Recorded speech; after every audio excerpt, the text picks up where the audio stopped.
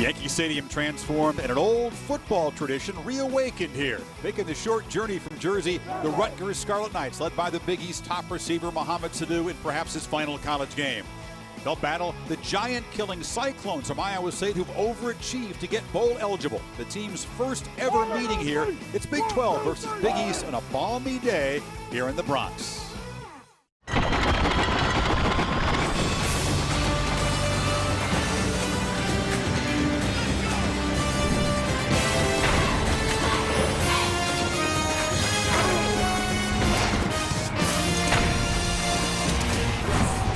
ESPN's coverage of Capital One Bowl Week continues with the 2011 New Era Pinstripe Bowl. The 8-4 Rutgers Scarlet Knights against the 6-6 Iowa State Cyclones from the home of the New York Yankees here in the South Bronx. And it's an unseasonably warm New Year's Eve here in New York City.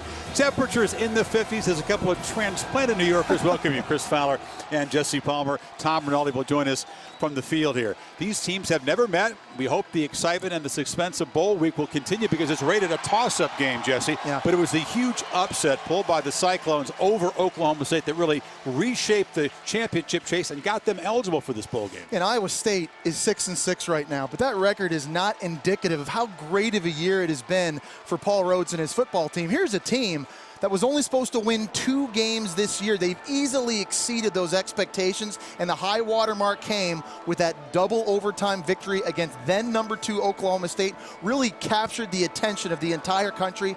Paul Rhoads' team is tough. They are physical. This is really their type of game playing Rutgers here today at Yankee Stadium. Rhoads, an emotional guy. That huge upset engineered by Jared Barnett. Will see the exciting dual threat quarterback. For Rutgers, Chase Dodd, the sophomore just announced, will get the start, but he'll try to get the ball to number 6 Mohamed Sanu frequently. Mohamed Sanu is the most valuable player for this Rutgers football team. He is the total package at wide receiver with his ability to run routes, strong hands catching the football, ability to run with the football after the catch. You're going to see Rutgers line him up all over the field, try and get him mismatched against smaller, weaker defensive backs. There is no mystery for Iowa State. They know Rutgers is going to try and force-feed Mohamed Sanu the football. Tremendous challenge for this Iowa State defense today. Try and contain Mohamed Sanu.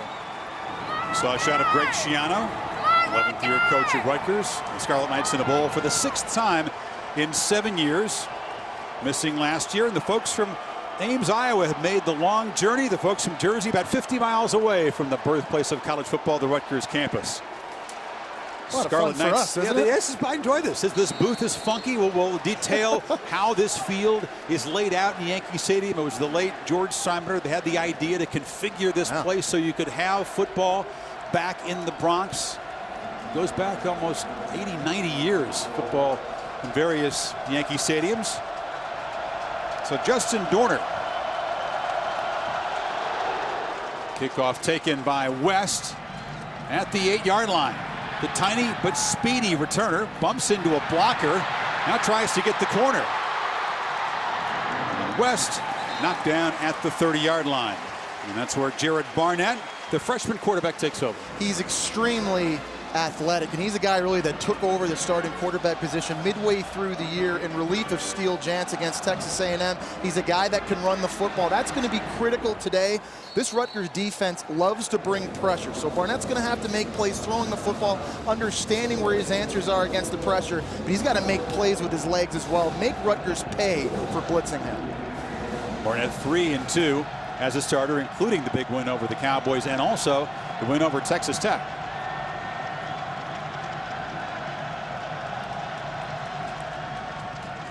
This is James White finding a crease up the middle. And White into Rutgers territory as the Cyclones, who become a good running team, but Burnett at quarterback, explode on the first play. Iowa State's biggest advantage on offense in this game is up front on the offensive line. They dwarf Rutgers' defensive line. And right there you saw a lot of push at the point of attack. Now they go up-tempo after the 23-yard gain. This is White again, and he bolts for about 8. Schiano says his defense is ready for this. They face a lot of spreads in the Big East, but we'll see. They call themselves a no-huddle defense because they have to play West Virginia, Pittsburgh, and Cincinnati. They're going to get tested today against Iowa State. This is Barnett keeping the ball. And showing the burst, he slips down after gaining first down yardage at the 28. A lot of misdirection with the zone read and the spread offense of Iowa State. Rutgers really struggled with that late in the year against UConn. Quarterbacks running the football. Jared Barnett, only a freshman, he's got the ability to hurt you with his legs. This is Barnett. Takes a shot over the middle. A receiver fell down. There was a collision. No flag. Tried to find Albert Gary. Barnett just a 51% passer. A guy that really is trying to find his accuracy, trying to find his rhythm. Does not have a lot of velocity on his throws. Something that he's going to have to develop for him as he matures at the quarterback position. But he is the best option they have at quarterback for this style of offense. Makes good decisions, makes quick decisions. He's going to have to make those today against a Rutgers defense that'll mix up their looks. We expect to also see the junior Steele Jans, who began this season as the Cyclones starter before getting injured and becoming ineffective. On 2nd and 10, they take a shot to the far sidelines and no chance to make a play. Well, the impact players start with Kelechi Osemele, the big left tackle, and we'll bring in some Broadway show titles. He is the Lion King at 347. He's 6'6", almost 350 pounds. He will eclipse this defensive line. If he gets his hands on you, the show is over. Kasim Green, top tackler, Big East Defensive Player of the Year. We'll give him the stomp.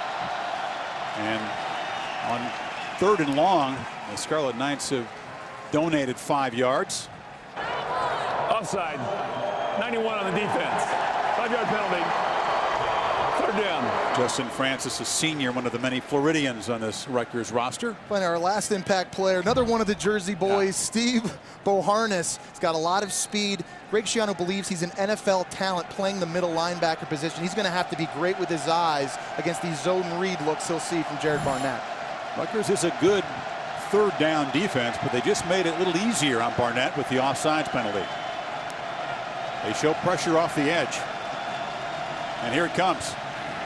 Barnett dumps it off and had a man wide open. Josh Lentz had beaten the blitz and would have scored. Ball behind him. This is part of what makes watching Jared Barnett at times very frustrating, because he makes the unbelievable throws and he misses the easy ones. It's the right read by Jared Barnett, finding the shallow cross, crossing his face against the pressure. He just has to lay that football out in front of him. That might be a touchdown. Yeah, sometimes the execution of the passing game just not there when you watch the Cyclones on tape. So Zach Geyer will try to get 3 points out of it. Footing can be tricky at this end of Yankee Stadium. From 41 yards, he knocks it straight through. Not a particularly fast starting offense, but it was a quick strike drive for the Cyclones. They got it going with the running game. We saw them mix up the tempo in a lot of different ways. They went to super tempo early. The first 4 snaps, started slowing it down once they got close to that red zone area. Will take over down 3-0, and you see Chase Judd, the junior out of Lyman, South Carolina. Greg Schiano keeping secret his plan at quarterback until just before game time, but he decides to go with Dodd over the true freshman Gary Nova, who we also expect to see this afternoon. Yeah, we're going to see both these quarterbacks in. Chase Dodd getting the start. They feel he's a better game manager, takes better care of the football. He's going to have to be good against this Iowa State defense. They're going to mix up their coverages on that side of the football. Grant Mahoney to handle kickoff duties, and because Jeremy Deering, the dangerous returner for the Scarlet Knights, is still battling an ankle problem, he's not back there. It's Logan Thomas alongside Jordan Thomas. And good coverage from Iowa State in poor field position for Dodd to begin.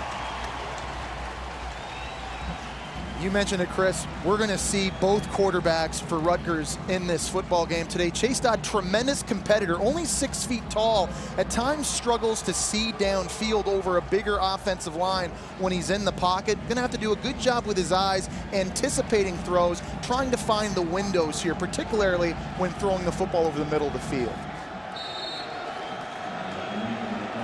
Juwan Jamison is the tailback. They fake it to him, and Dodd a first down throw. Flips it underneath. It's caught by the fullback, and Michael Burton shoved out after a short gain. Let's pick up our Broadway show-themed impact players. You like the Broadway?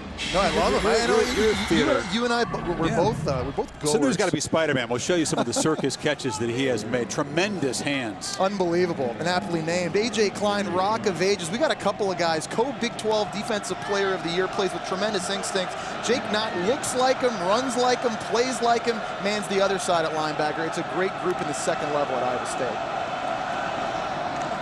This is Jamison.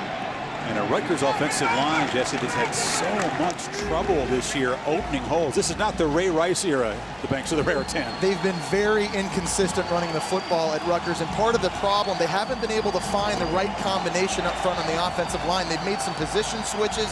Desmond Wynn, normally playing left guard, starting at left tackle today. A freshman, Batim Bujari, going to play left guard, trying to get bigger so they can be more physical against what can be a very stout Iowa State D-line. They need 4 yards on this third down. Dot takes a shot downfield, loops it up and over the head of Karan Pratt, who takes a shot in the secondary from Darrell Givens. 3 and out. It is a very active secondary from Iowa State. When they see the football up in the air, they go and attack. They're not afraid to be physical. You see here on this play, Darrell Givens, once the ball let go, lowers the boom. So there's no opportunity for that catch, and an impressive 3 and out for Iowa State's defense to start this game. Tough but small. Rutgers Brain Trust believes they can exploit some mismatches with their tall, speedy receivers against the short DBs of the Cyclones, but not in the first series. Aaron Horn is back to receive the punt. Justin Dorner takes it inside his 30. And he can't make the first man miss. So Iowa State back on offense after the 50-yard punt, up 3.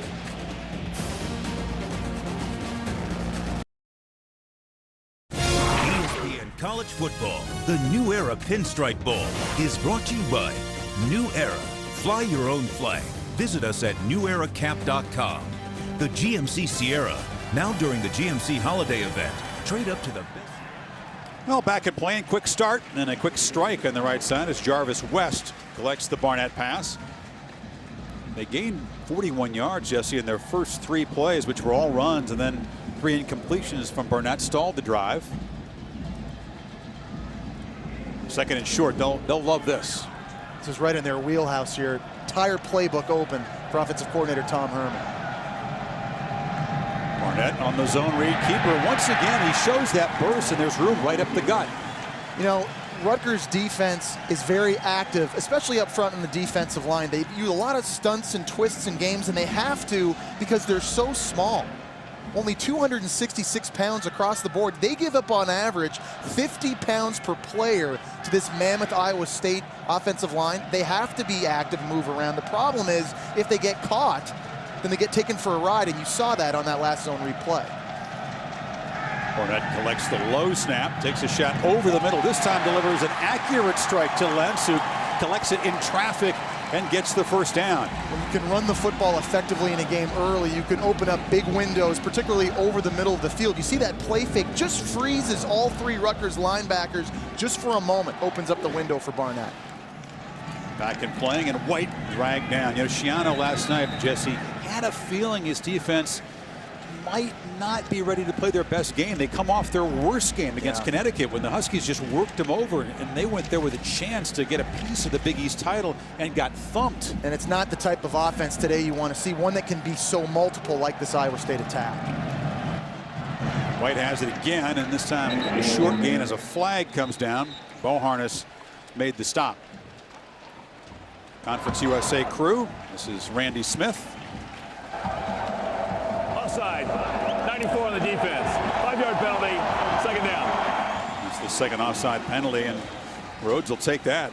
And Chris, we're watching the tempo right now, how fast Iowa State can play. I mean, getting lined up. This is a group that had 101 plays against Oklahoma State. Granted, that game went into double overtime, but Greg Schiano told us when they were watching the game tape, sometimes the camera's not even ready. That's how fast they're playing. Second and short after the 5-yarder. And it's a fake. Ball batted away. West tried to get the ball back to Barnett. It was open, but the little guy's pass batted down by Logan Ryan. That is a tremendous play by Logan Ryan, who potentially saves a touchdown, trying the old reverse throwback to the quarterback. Jarvis West, a guy, they like to get involved in the running game, but he's only 5'7". And I think the lack of height affected his ability to get that over top of the defender. This is Jeff Woody, dropped for a loss, and now it's 4th down. So a big stop from Scott Vallone, who had given the Cyclones 5 yards with a penalty, makes a big play. Rutgers defense has the ability to bow up when their backs are on the wall. They've given up some explosive plays in this game so far on the ground and through the air, but when they got it inside this fringe area around the 30-yard line, they've been able to force field goal attempts. Bend but don't break. Less than half of opponents' trips inside the red zone have resulted in touchdowns. That's an excellent percentage. Here comes Zach Geyer, and this is a long one. 49 yards by 6 yards, his long for the season. It's a fake. And the holder dives for a 1st down. Did just get across the mark. Brett Bucher took it, did not hesitate. Rutgers isn't so sure. They just needed to make the 29 for the 1st down. One of the reasons these Iowa State players love playing for Paul Rhodes, he's willing to take risks. We saw it late in the game against Kansas State. Fake punt on a drive when the game was tied here.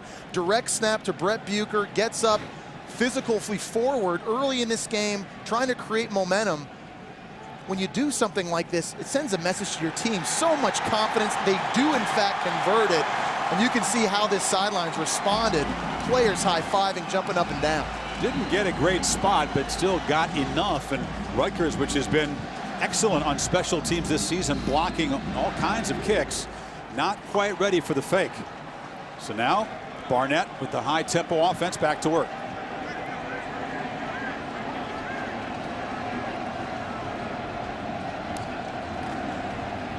This is Woody, the rugged 235-pounder who scored that winning touchdown in double overtime against Oklahoma State when they wore down the Pokes defense. And Chris, interesting strategy from Greg Schiano in this Rutgers defense so far. We know they like to blitz a lot. They normally average 50% pressures on 1st and 2nd down, not coming after Barnett early in this game. They're having a hard time getting lined up. Yeah, they are. That tempo puts so much stress. One thing to simulate in practice, isn't it a lot different when you actually face an offense that does it every week? No doubt.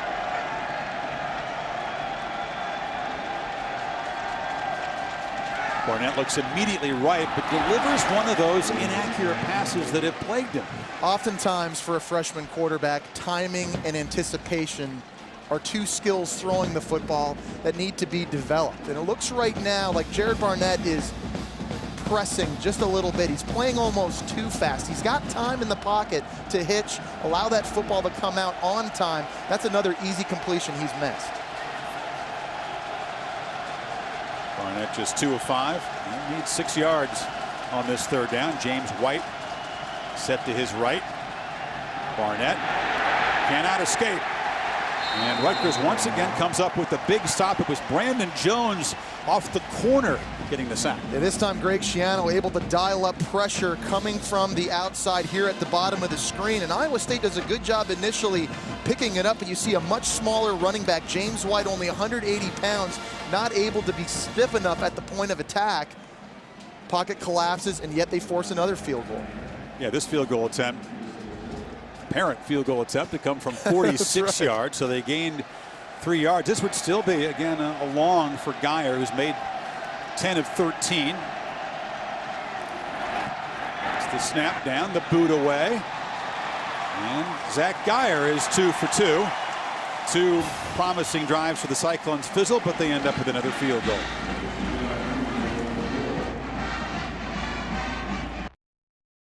ESPN College Football, the New Era Pinstripe Bowl, is brought to you by New Era. Fly your own flag. Visit us at neweracap.com. The GMC Sierra. Now during the GMC holiday event, trade up to the best Sierra ever and get some of the best offers of the year. And Aflac, official partner of the Heisman Trophy. Rutgers played NYU in a series here in the 20s and 30s. Jesse, $3. Pretty expensive ticket for that era, I gotta believe. Cost of living has always been high in New York City, Chris. We both know that. Tell me about it.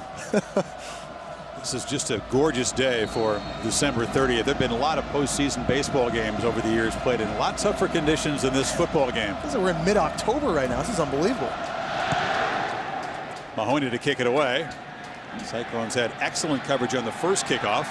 This is Jordan Thomas. And once again, fighting to get near the 20-yard line as we throw it down to Tom Rinaldi on the field. Tom? Chris, thanks very much. On the field being the operative phrase because of the concern regarding how this field would hold up. You recall 7 weeks ago, Rutgers took on Army here, and the conditions were far from ideal. As you take a look, a lot of turf has already come up. The players tried to plant and pivot. From the 50 to the 20 has been the majority of the time where the field has really been chewed up, and that's where Iowa State's been working. We'll have to really take a look at how this holds up as the game continues, Chris. Good point, Tom, especially where the Scarlet Knights are now operating on offense. They're trying to move out of the infield area, which was dirt when they played the first time, but they've tried to improve it. I think it is better than the October game. I do too, and they made the conscious effort, you're right, to bring in a thicker, heavier grass coming in from Long Island. They put it on the base paths around the mound, the pitching mound, and the circle by the plate. But we walked on it before the game. You and I both thought it looked pretty good. This is Jamison again. He's got the corner. Juwan Jamison motoring for a first down. Tries to cut back, reverses field, and he's finally whacked by A.J. Klein. Pair of great linebackers we talked about. Klein and not two small-town Midwestern guys enjoying their first visit to the city this week. Well, you know, another issue that Rutgers has had running the football this year has been very young running backs. And Juwan Jamison, only a freshman, he needs cumulative reps. He needs to get better with his steps and his footwork right there, timing it out perfectly with the blocking scheme up front, pulling linemen, able to set the edge because he has that speed. Good news being able to run the football early. Initial first down for the Scarlet Knights, and here's a first down throw to Sanu. He's caught so many balls just like this all season long. That's why he's got 109 catches. Mohamed Sanu is going to line up all over the field. That may be one of the few times all game we see him stationary, playing out wide at the split end in an I formation, running a curl route. One of the best wide receivers in the entire nation. This Iowa State defense, this secondary in particular, got to keep their eye. They have to know where number 6 is lining up every single snap. He was the Wildcat quarterback last year.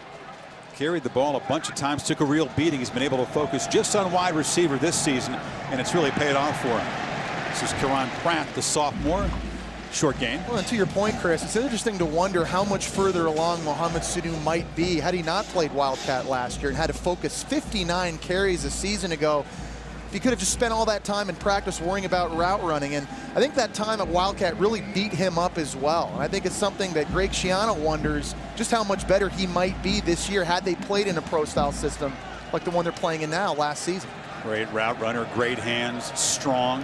Not the fastest guy in the world, but we'll show you where Sanu projects. Ball moved forward by Jamison, still fighting. He's got 14 yards, and that's good news for the Scarlet Knights if they can get this anemic running game going. That was a great play call by Frank Signetti for Rutgers here, timing it out perfectly. There's going to be a strong rush here off the bottom of the screen. You see Jacob Latimer coming in untouched, stays with the quarterback, and Rutgers able to gash him with the run inside. And Juwan Jamison, for a guy only 5'8", under 200 pounds, running very tough, very low to the ground. Talking about an offense that averages less than 92 rushing yards per game. Dodd flips it to Jamison. Cyclones give chase, but cuts it up for about a 4-yard gain. Frank Signetti, the offensive coordinator for Rutgers, is going to try and keep Iowa State off balance with a lot of different play calls. He'll use shifts, formations. He'll use motions like you saw just there with the wide receiver coming in, try and freeze some people inside on defense. And then they're able to spit that toss out to Jamison outside. NFL background. In fact, this is the same offense that you'll see the Green Bay Packers use. I don't think that Dodd quite has the freedom that Aaron Rodgers has to probably not change plays within that offense. Doesn't really have the hardware needed to have that yet. No. Here's the handoff again. And Martinek, the guy they call Jersey Joe, who'll get increased carries because apparently Jeremy Deering can't go. Jersey Joe for a game that's popular with the crowd. They call him Jersey Joe. He's the New Jersey high school all-time leading rusher, a guy fans love watching play. Had a big role in this offense a few years ago, getting a lot of carries. His role's been diminished this year. He's spent a lot more time at the fullback position. Deering, who's got an injured ankle, tried to go in warm-ups, but just didn't have that burst. Cyclones fans on their feet on 3rd and 5. Bunch formation to the right. That's where Dodd looks and delivers in heavy traffic. Now it's ruled incomplete. Sanu was surrounded by 3 Cyclones, as you might expect, and Shaquez Washington helped A.J. Klein break it up. I think that's a throw that Chase Dodd would like to have back. Gets a little bit greedy. They have a bunch formation. You see right over the middle of the field, Paul Carazola, the tight end, flashed open. It's one thing to want to get the football into the hands of your best playmaker, but when it's triple coverage, you got to be able to come off of that. I think that's a missed opportunity for Chase Dodd. So Sansanti in his final game at Rutgers, the 4-year kicker, tries from distance here. This is about a 48-yarder. And he pushed it. And the distance just wide, and Rhodes gets his defense to make a big stop. See the emotion, all the enthusiasm from Paul Rhodes. And it's genuine. Yep. Early in the game. It doesn't matter if it's a touchdown, interception, sack, 12-yard run. This guy gets excited, and his football team feeds off of that. He's become famous for those emotional post-game speeches in the locker room after the trademark big wins that Iowa State's become known for. They've knocked off Nebraska, Texas, and of course we talked about the big win at home over Oklahoma State. These are things that had not been done in the program's history. 56-2 against top 6 teams before that home finale this year. 2 drives, 2 field goals so far for Iowa State as they take over on the 31. An option look here. Barnett pitches it out to White, who turns the corner. Could not quite stay in bounds. Boharness forced him out. But another nice gain. Yeah, Chris, going back to Paul Rhodes for a moment, he's really re-established the expectations here for Iowa State. This was a 2-10 team on a 10-game losing streak before he took over just 3 seasons ago. In year 1, takes them to a bowl game. They beat Minnesota in the Insight Bowl. The following year, beat Texas for the first time in school history. We know about all the great wins this season. Say White stepped out of the 35, so they spot it there, and Barnett keeps, and this time Boharness is there to meet him along with Logan Ryan. Paul Rhodes has really re-energized this program as well. You look at the attendance this year, 6 home games, at least 50,000 people in each game. First time that's ever happened in school history. There's a reason this guy was given a 10-year, $20 million contract. He's earned it. Maybe the best kept secret coaching in college football right now. You're that high on him. Big on him, big time. On 3rd down, Woody is to the right of Barnett.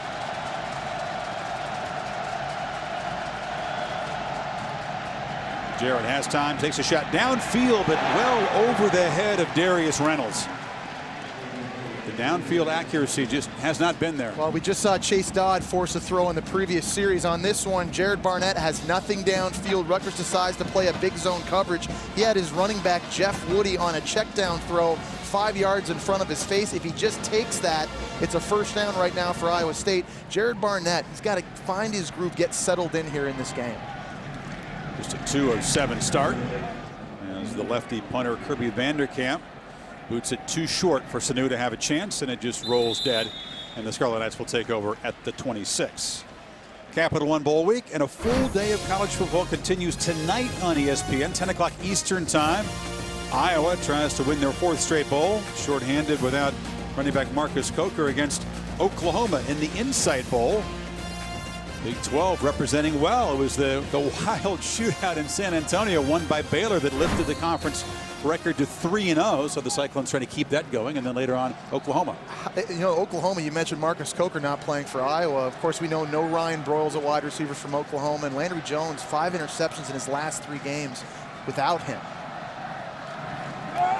Dodd straight back on 1st down. Fires complete.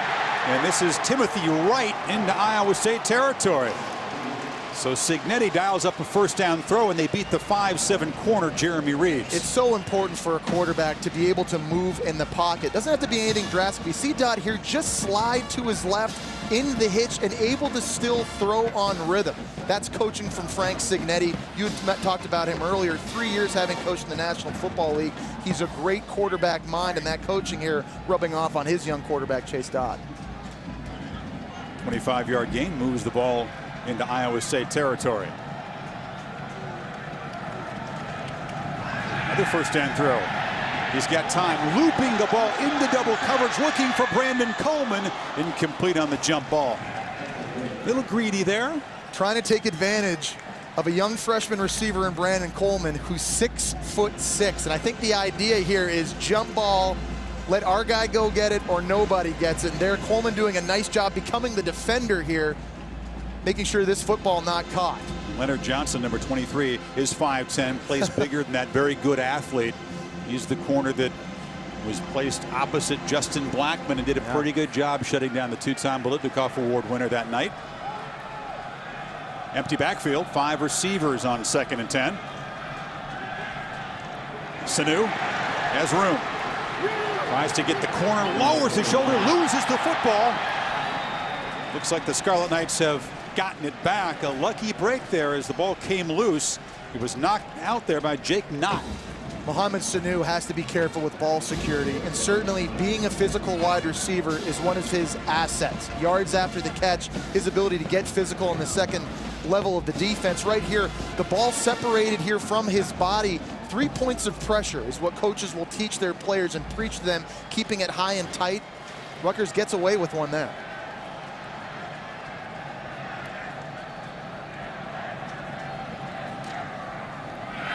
The first down throw. Dodd has time over the middle. Finds Sanu again. Stiff arm. Fights down to the 15. Because Rutgers has had success running the football early, Frank Cignetti now able to call pass plays off of play action on first down. And Chase Dodd doing a nice job identifying where his open target is and getting the football out in rhythm and on time. Final 30 seconds of the first quarter as the Scarlet Knights work toward the center field end of the football field. Dodd's found a rhythm. I think they're going to have a lot more success throwing than running this afternoon. That's been the case really all season long. Jamison motions out, empty backfield, and it's Dodd on the rollout, flips it short, and the fullback, Burton, is cut down. And that will be the final play of the first quarter. 2 drives with the Cyclones. They've built a 6-point lead. Schiano sprints down for quarter 2 as the Knights are threatening.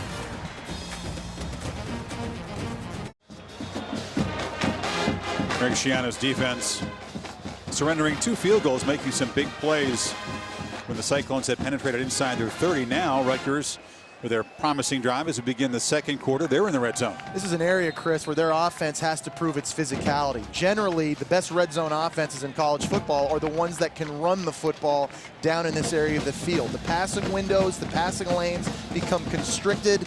We talked about that new combination up front on the offensive line for Rutgers. If they are going to maximize these possessions, turn them into touchdowns rather than field goals at some point, Chris, they have to be able to run the ball down here.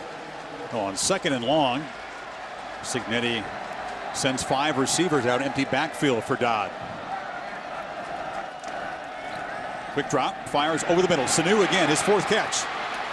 Cuts back, muscles down near the 5 before Klein Tufoe stopped him near a first down. Mohamed Sanu's best route that he runs is the option route. And on this play, he has the ability to go left, right, or curl up. He's just reading the coverage, finding the soft spot in the zone. Chase Dodd doing a nice job locating Mohamed Sanu in the slot. Easy pitch and catch, first down.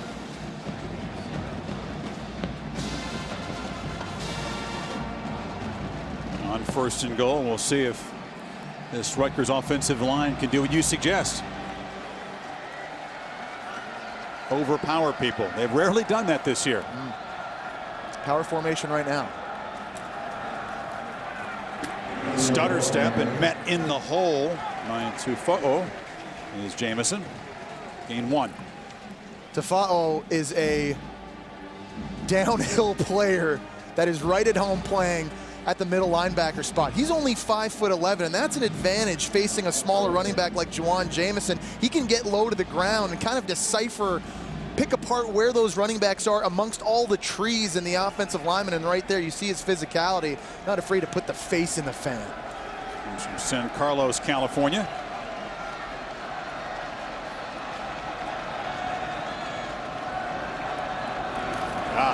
Fade route, end zone, battling for it, and that's a 6'6" receiver against 5'10" corner. It's the right idea by Chase Dodd. It's the wrong type of throw. You have to give your wide receiver a chance to make this catch, and throwing fade balls, you got to put it up at least over top of him or to his outside. This throw far too much inside. The 8-inch height advantage becomes nullified because of a poor throw. Now it's third down. See the lack of a Ray Rice back in a power running game definitely affecting the play calling for Cignetti. Empty backfield again. Dodd hesitates, dives near the goal line, takes a shot, doesn't get in. He was being chased from behind, and then he got met at the 1-yard line by Jake Nutt and Shaquez Washington. What do you do here on fourth down? I think personally, I think you go for it, kind of send the message to your team. It looks like they're going to do that. Create some momentum. Greg Schiano. You saw Paul Rhodes take a gamble early. Greg Schiano doing that as well. Interesting here with the footing, this risk. 10th play of this drive. They got the fullback Burton in. They'll shift around again to the right side. Sanu is the only wide player. And a timeout. There where the play clock was down at 2 before Chase Dodd noticed it. So we'll talk about it, see if the Scarlet Knights still go for it after this. Fourth down for Rutgers, and Jesse, you think that Chase Dodd got away with a false start before the timeout? There's a bit of a miscommunication. You see Chase Dodd here. He thinks he's getting the snap a little bit earlier. He's actually going to stutter and rock out from under center. You see all the Iowa State defenders pointing at him. That should have been called a false start. Rutgers should be kicking a field goal right now, 5 yards back. Instead, they go for it. Jamison is the tailback, and he's got it. And he will have to fight, but he scores. Penetration by the Cyclones, but Schiano's gamble pays off as Jamison kind of squirms sideways and gets in. Frank Cignetti dials up an attitude run. This is a power play. They pull the backside guard to get a bigger body at the point of attack. Still, Iowa State was able to find penetration into the backfield from A.J. Klein, co-defensive player of the year in the Big 12 Conference. Tremendously strong running by Juwan Jamison. And the freshman from Stark, Florida, scores his 8th touchdown of the season. Sansanti gives Rutgers its first lead. So you see here the power play, getting it back to him deep, and there's A.J. Klein, normally very sure tackler, but it was the momentum of Juwan Jamison. You're going to see the pull coming from the backside. Here's Klein able to meet this play in the backfield. Tremendous instinct by Klein, able to fight his way through, but he's got to stone the running back, a much smaller running back in the backfield. I think the height advantage there, or I should say disadvantage by Jamison, being only 5'8", being so low to the ground, actually helped him wiggle his way into the end zone. Jamison's got impressive strength for a 198-pounder. He's going to have to, again, be the workhorse today with Jeremy Deering nursing a gimpy ankle, and that's not a role that Jamison's had very often this year. No, it's really not, and I think for, again, a young running back, one that Greg Schiano is very excited about, but just needs more repetitions with his footwork. You know, these bowl practices, getting these 15 extra days, so beneficial for so many young players throughout the country. And Juwan Jamison, a guy that's going to be relied on heavily next season and for years to come in this Rutgers offense, having a tremendous start to this football game. It's a 74-yard, 10-play drive covering 4 minutes, 23 seconds. Began with a bunch of first down throws by Dodd. Finishes off with a 4th down touchdown run by Jamison. Short boot by Dorner is taken by Aaron Horn. The Cyclones will start across their 30-yard line. Time now for today's Aflac trivia question. Can you name the 4 Major League Baseball stadiums that Rutgers has played bowl games in? Rutgers fans have an advantage. If you can't name the stadiums, at least name the major league teams who call those places home. This is the fourth time they play a baseball park. I can name one of them because I called one of those games, and the hint is it's not in the United States. Okay. Come on, I'm just giving people at home one. Just giving them one. How dumb do you think our audience is? I can give you two actually because we're doing this game. So I've actually technically called two of those. So the Cyclones behind for the first time this afternoon. Scarlet Knights showing pressure, lots of pre-snap movement, and the read is to hand off to White, who plows forward for 4 before Bohorness knocks him down. Iowa State right now content on offense, trying to get back to running the football, and as you see, picking up the tempo again, going back to that super tempo to put stress on Rutgers. Sometimes they'll do this, look to the sidelines, change the signal, which gives Rutgers a chance to get organized on defense. Trying to get Rutgers to show their hand so they have the best play call possible. It's another run and a tackle for loss in the backfield here by Kevin Snyder, the freshman linebacker who fills in for Jamal Morrell. Great play call by Greg Schiano on defense here, bringing pressure off the edge this time. It's the true freshman Kevin Snyder here at outside linebacker. Just going to come in, read the zone read, attack, make a tackle, and even if Jared Barnett pulls that, there's another defender outside, Logan Ryan, able to make that play. Good defense versus the zone read. So now it's 3rd and 7. Neither team has converted a 3rd down yet this afternoon. And a whistle and flag before the snap. False start. 75 on the offense. 5-yard penalty.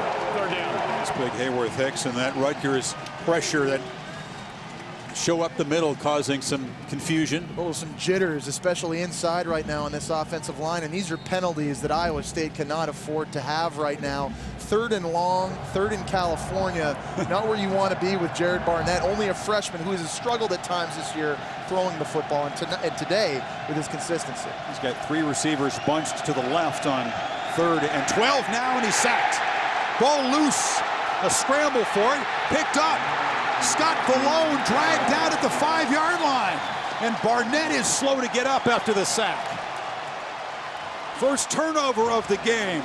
You see Greg Schiano fired up, and he should be on 3rd downs in this game. Greg Schiano has decided to force Jared Barnett's hand with pressure, bringing extra players from the 2nd level of the defense, forcing Jared Barnett to tuck the football. Doing a poor job with ball security. As a quarterback, you have to understand when a play is dead. Right now, tuck the football away. It's ripped out. Kasim Green, the co-defensive player of the year in the Big East, got him low, knocked it loose. You can see that Barnett's legs get twisted around, and then Valone, who limped off the field, thought he was going to score, got dragged down at the 5. And now they'll review it. The Conference USA crew wants to take a look at this. What might be the subject of the review? I think they're going to determine whether or not his knee had touched the ground before he actually. Barnett? Yeah, I think so. Before he actually lost possession of this ball. Taking a look again, pressure coming inside. Ball comes out right there, ripped out. Does not look from this angle like he's even touching the ground, any lower part of his extremity on the ground. That was Wayne Warren, number 27, who ripped the ball out of Barnett's hands. Doesn't appear to be down. I think that's a fumble. Yeah. Very opportunistic play by this defense. Great fundamentals. The tackle is secured, and defenders start ripping the football out. You see Wayne Warren, who's the dime back, showing the strength, getting the ball out before the backside Barnett hits the ground. That's a fumble. And Rutgers going to get possession of this football. It looks like they're going to get possession of this football inside the 5-yard line because of that. An opportunity here for a huge momentum shifting play. Carter Bukowski, the tackle, had a chance to grab the ball. After review, the rolling on the field stands. It's a fumble. 1st down. But those offensive linemen sometimes have trouble collecting the ball when it's rolling around. Valone had a chance at a scoop and score. You know, Nick Aliotti, the defensive coordinator at Oregon, calls them city fumbles and country fumbles. If there's a lot of bodies around, it's a city fumble. You just got to jump on it. If there's nobody around, that's a country fumble. Those are the ones you can scoop up and score with. Scott Valone picking up the country fumble. And looking at his ankle. And meanwhile, Dodd with Jamison behind him as a first and goal. Play action. Looking for the corner of the end zone. He threw it right into traffic. Carazola, the tight end, was well covered. Greg Signetti opting for a pass off of play action, going for a quick strike after the turnover. I think the throw here is to the fullback here in the flats. Yeah, Burton was open. Michael Burton. He chose the tougher option. It may have been a contested throw, but dangerous. Do not want to force the football. Again, you know, it's great to have confidence in your arm and your wide receivers, but a couple times now we've seen Dodd force throws into triple coverage. And it's tough as a play caller when you don't have that much confidence in your running game. On second down, Dodd looping it high for the end zone, but it's over the head of Sanu. A lot of creative play calling right now from Frank Signetti. This is the same concept as a fade throw, this time just working it inside the slot to Mohamed Sanu. He's open, had his defender beat, just needed a better throw. This would be very disappointing for Rutgers if they're not able to capitalize on this turnover and come away with 7 points. It's a different kind of a Rutgers team. In years past, with the spread, it might have been Sanu and the Wildcat trying to run it in. I think spreading the field right now is the key right now, and Sanu in the slot here at the bottom of the screen. Martinek, the lone tailback, but it's Dodd straight back. Again, fires over the head and just kind of chucks it away, and they'll take 3 points. That's a disappointment. That is, especially coming out throwing the football 3 times. You know, Chris, they've had some success at the point of attack, running the football, being dominant.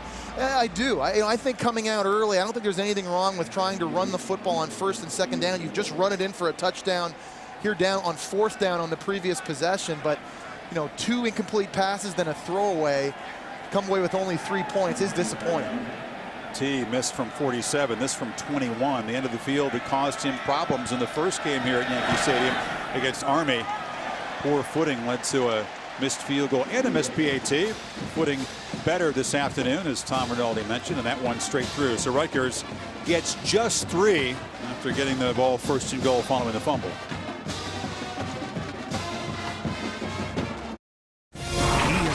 College football, the New Era Pinstripe Bowl, is brought to you by New Era.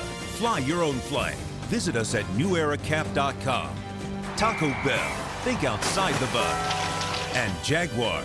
See the new model year lineup at jaguarusa.com. That was football back then, Jesse Palmer. New Yorkers of a certain age might remember the history of NFL games here at Yankee Stadium. Chuck Bednarik, Y.A. Tittle. Some big-time pictures there. Talk about a muddy field. Those guys walked off there covered with soil. This footing is immaculate compared to what some of these guys played on back in the day, no doubt.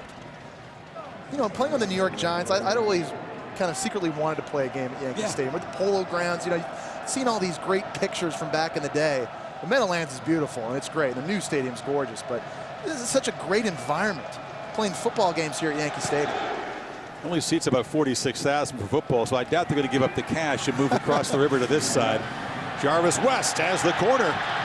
Jarvis West cuts it inside. And the speedster. 1 man to beat.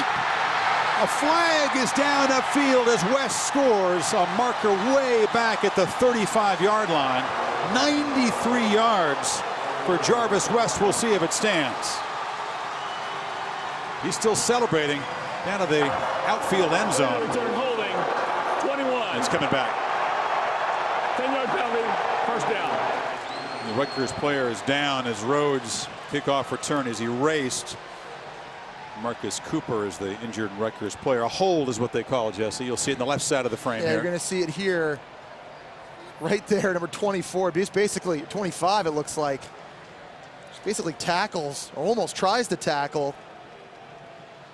The Rutgers player covering the kick and negates the run back for a touchdown. Yeah, Tyler Leo, one of the 2 number 25s on this Iowa State roster. Got his money's worth on the hold. He did. But you can see the excitement that Jarvis West can bring. He provided a huge kickoff return, which helped shift momentum in that upset of the season against Oklahoma State when they were in deep trouble. Got the ball back into Cowboys territory. We'll take a break. After the penalty, it'll be ball at the 26 for the Cyclones.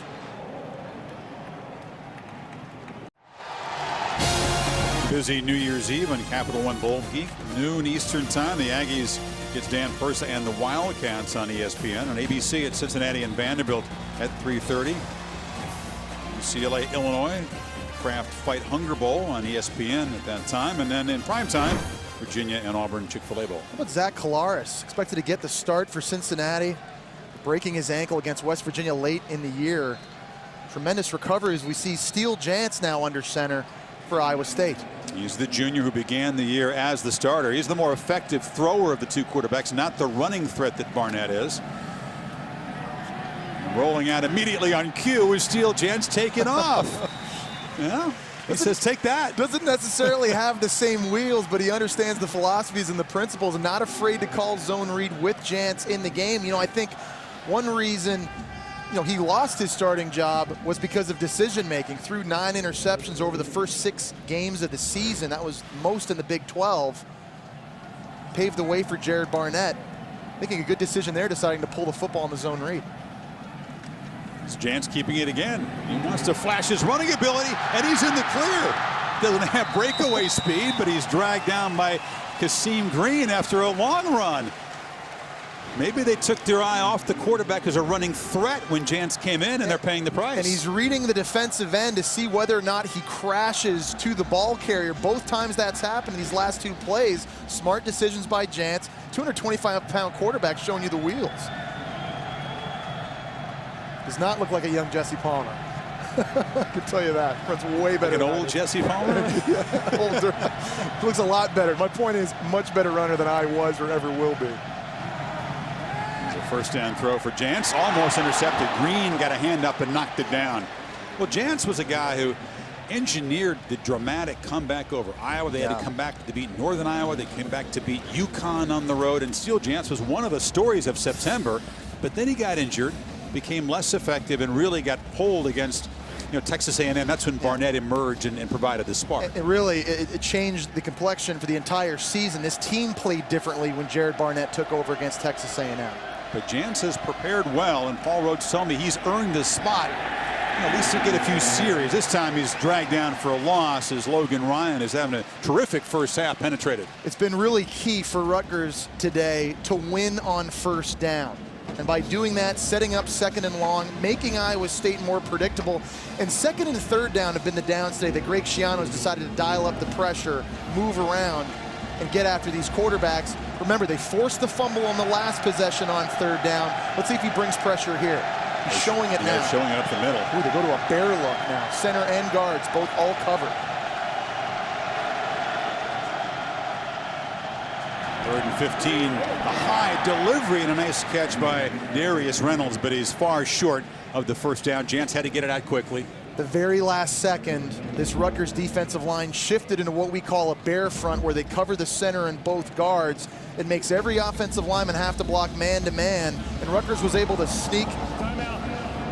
Iowa State. And 4th and 9. They'll chat about it. That's what makes Rutgers such a tough third down defense to deal with, those schemes.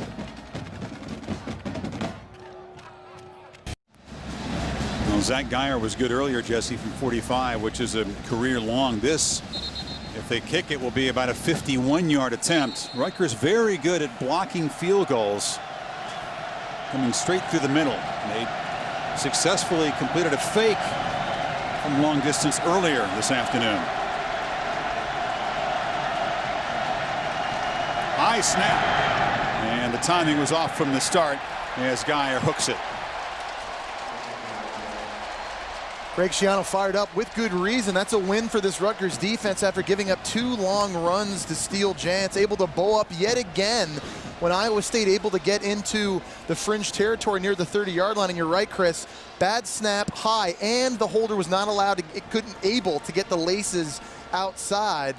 It all results in a missed kick. Bucher did a nice job getting the ball down, but you could just tell that the timing wasn't right.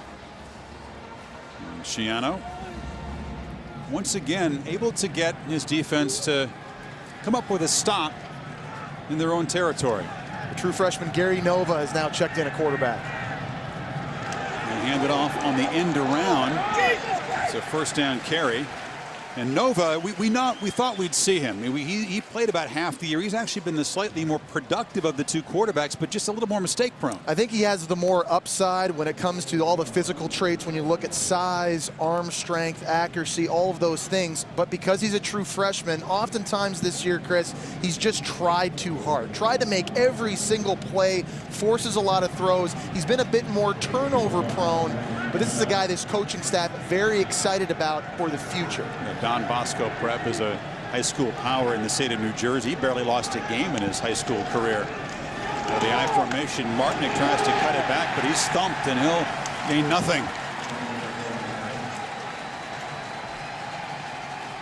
We talked about the improvement you can make, especially as a young quarterback with all those bowl practices. I think they were hoping that Nova might come out and really show that quantum leap. It's a time, chance he gets. It's a time where the light can really go on for a young quarterback. It did with me. I played a bit as a true freshman for Steve Spurrier at Florida. I remember over 13 weeks of the regular season swimming in that playbook, and it wasn't until bowl practice you're actually afforded the opportunity to step back and conceptualize some of the things you're doing. I think Gary Nova feels like he's been able to do that, feels much more comfortable now in this offense. Swimming and sometimes drowning in the playbook, huh? There's a flip over the middle and a completion to the tight end, DC Jefferson, who has a first down after an 11-yard pickup. So the first clutch throw for the young guy. One of the most impressive things about Gary Nova is his ability to focus downfield regardless of what's happening around him. And Iowa State bringing pressure, there's bodies around him, gets through to his second progression, the tight end DC Jefferson. DC Jefferson, by the way, big-time high school quarterback, committed to LSU before coming here to Rutgers to play tight end.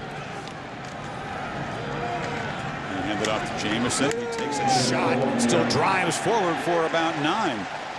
Yeah, Jefferson is 6'6", 258. Good blocker. That's a long journey from one-time LSU quarterback recruit to tight end and the banks of the Raritan. Just looks like Zach Mettenberger when you consider the size comparison right now between these two. But this Jefferson, a guy that this coaching staff feels like can one day play on Sundays at the tight end position. This is obviously a new thing to him, learning how to block, getting a three-point stance. But on that previous catch, you see the raw athletic ability. They pop the fullback. Burton, who breaks a tackle, goes to the secondary. Michael Burton still running. Dives down inside the 25 before Shaquez Washington combined with Reeves. You very rarely see fullbacks get carries in football games anymore. In fact, Tom O'Brien, the head coach of NC State, has never allowed his fullback to carry the football throughout his entire collegiate career. Right here, Michael Burton showing you some of the wiggle. This is the guy that played tailback in high school, has the ability to make plays in the open field, and it's those quick-hitting plays that allow these guys to get into the second level. He only had 7 carries all season. What's all this space? 23-yard gain for the fullback. This is Martinick on a delay. And this is Rutgers now beginning to flex a bit. Where was this ground game when they had first and goal? Inconsistency all year long, Chris. When you consider this Rutgers team ran for over 200 yards against Cincinnati this year, who's statistically the 6th best run defense in the country, but never able to put good rushing performances in back-to-back weeks. But the shuffling up front on the offensive line, we're seeing running backs running in their tracks right now. They look very physical, and they're dominating right now at the point of attack. This is without, again, Jeremy Deering, who had been the feature back near the end of the season. Instead, Jamison has been the workload. Short gain there, and it's going to be 3rd and 3. And that's fine, even with these short gains on second down like that. When you can establish a bit of this running game, gain positive yardage on 1st and 2nd down, 3rd and 5, 3rd and 4, so much more manageable. The entire playbook right now at Frank Cignetti's disposal. This is really a good place to be, particularly with a true freshman under center right now. What do you call here, Coach, on 3rd and 5? You trust the young quarterback? I'm looking for Mohamed Sanu right now, split out way to the left. You can expect potentially an in-breaking route, but if they're giving him, they're bringing him a motion now, expect an option. Sanu in the slot. Nova looked that direction, now fires underneath, and it is Sanu with the first down catch at the 13-yard line. Leonard Johnson in tight coverage, but an accurate throw. There's another option route for Mohamed Sanu. Nice job by Cignetti formatting this, bringing him in the slot. He's just going to press up, nobody around him, so he immediately turns around, finds the soft spot in the zone. Gary Nova, only true freshman, but he's smart enough to understand, he's experienced enough to understand where his best player is on the field. It's 5 catches for Sanu and those 59 yards.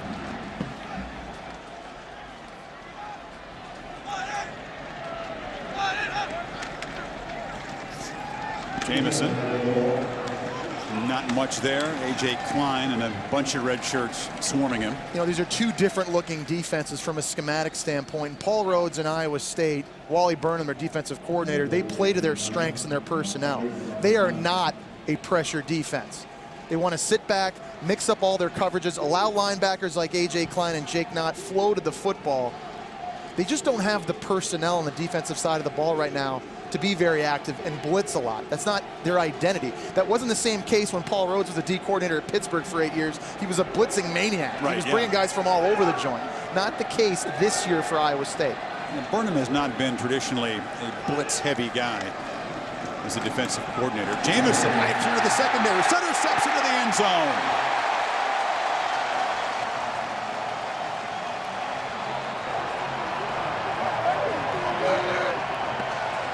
Caleb Ruck, the center, with a nice block, and Schiano's team builds its lead as halftime approaches.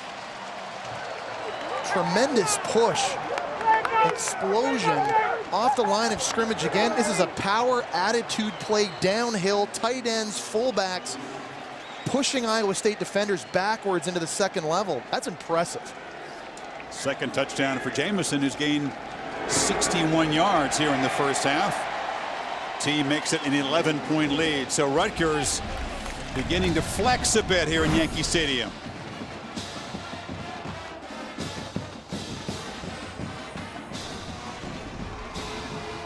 You feel good, Jesse, if you're Gary Nova, the true freshman quarterback who comes off the bench and engineers a touchdown drive, but good work by the guys up front. Especially if you're able to run the football, and that's exactly what they did right here. You're going to see Jake Knott, big-time second-team All-Big 12 linebacker. The fullback's going to come out, just stone him on this play. That's Michael Burton, who had the long run you remember earlier on the possession.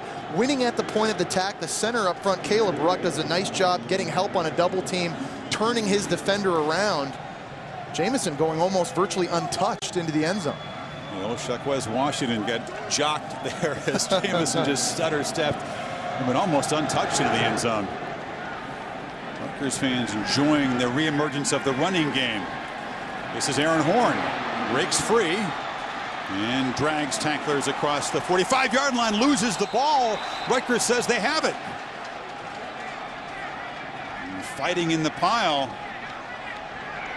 And it is Rutgers football. Wow. The second turnover for Iowa State, a team that was plagued by turnovers all season long. And now there's some confusion. I thought the signal came out pointing Rutgers' way. Apparently that's been changed, and now they're ruling that the player was down before the fumble. Taking a look at this again, yeah. Horn. Knee comes down, yeah, knee's down right there. Still has possession of the football, and the ground causes it. That's the right call. Should be Iowa State possession.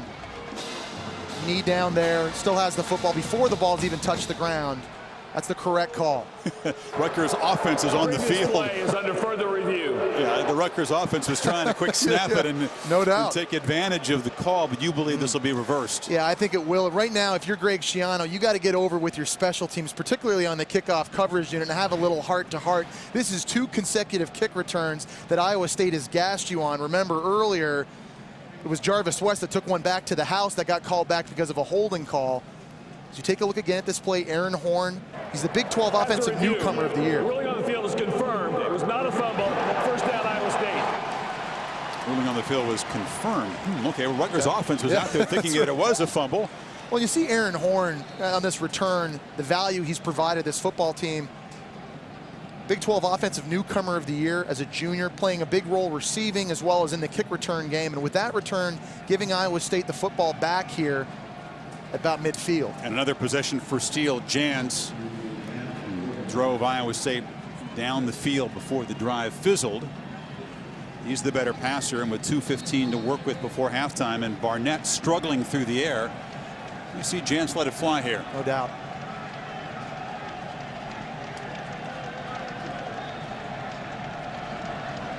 Near side. Caught by Jarvis West, but he's dropped for a loss by Kasim Green as we check back with Reese Davis in the studio. Happy New Year, Reese. Happy New Year, Chris. Coming up on the H&R Block halftime report, we'll talk about the inspiration for the Oklahoma Sooners as OU gets set to wrap up its season in the Pinstripe Bowl against Iowa tonight. And BYU had a big rally earlier today against Tulsa. Dr. Lou and Mayday are in the house. We'll see you in a bit.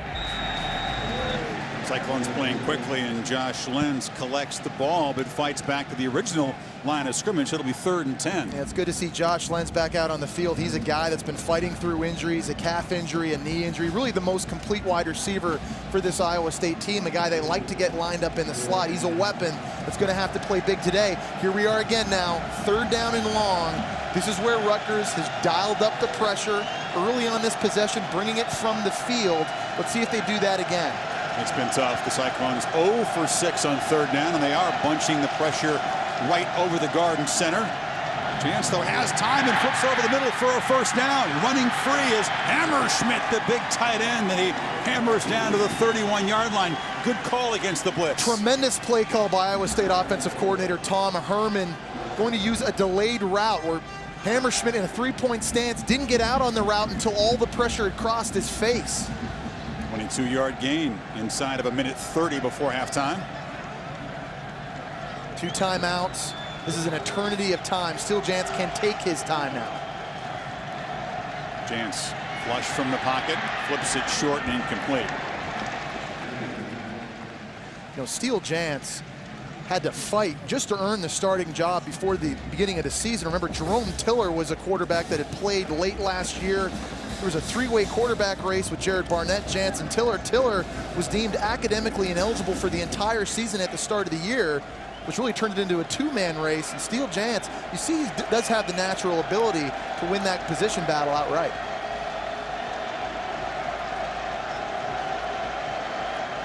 He's just glad to be healthy again. Lost his confidence when he injured his leg mid-season. Steps up, Jance takes off, and he'll dive forward for about 4. It'll be 3rd and 6. It was another different look by Rutgers defense right here, trying to mug the center from Iowa State, Tom Farniok. They had 2 defensive tackles. You're going to see right here in the middle of the screen, 2 guys clogging what we call the A gap on each side of the center, trying to make life difficult for those linemen inside. Steele Jance doing a good job buying time, using his legs. We've seen the athleticism so far early this game, and because of that scramble, setting up a manageable 3rd down. Still 1 timeout to spare for the Cyclones with 1:07. Giving you time to answer the Affleck trivia question, and Jesse gave you 2 of the 4 answers right off the bat. The other 2 Major League Baseball teams that Rutgers has used in bowl games.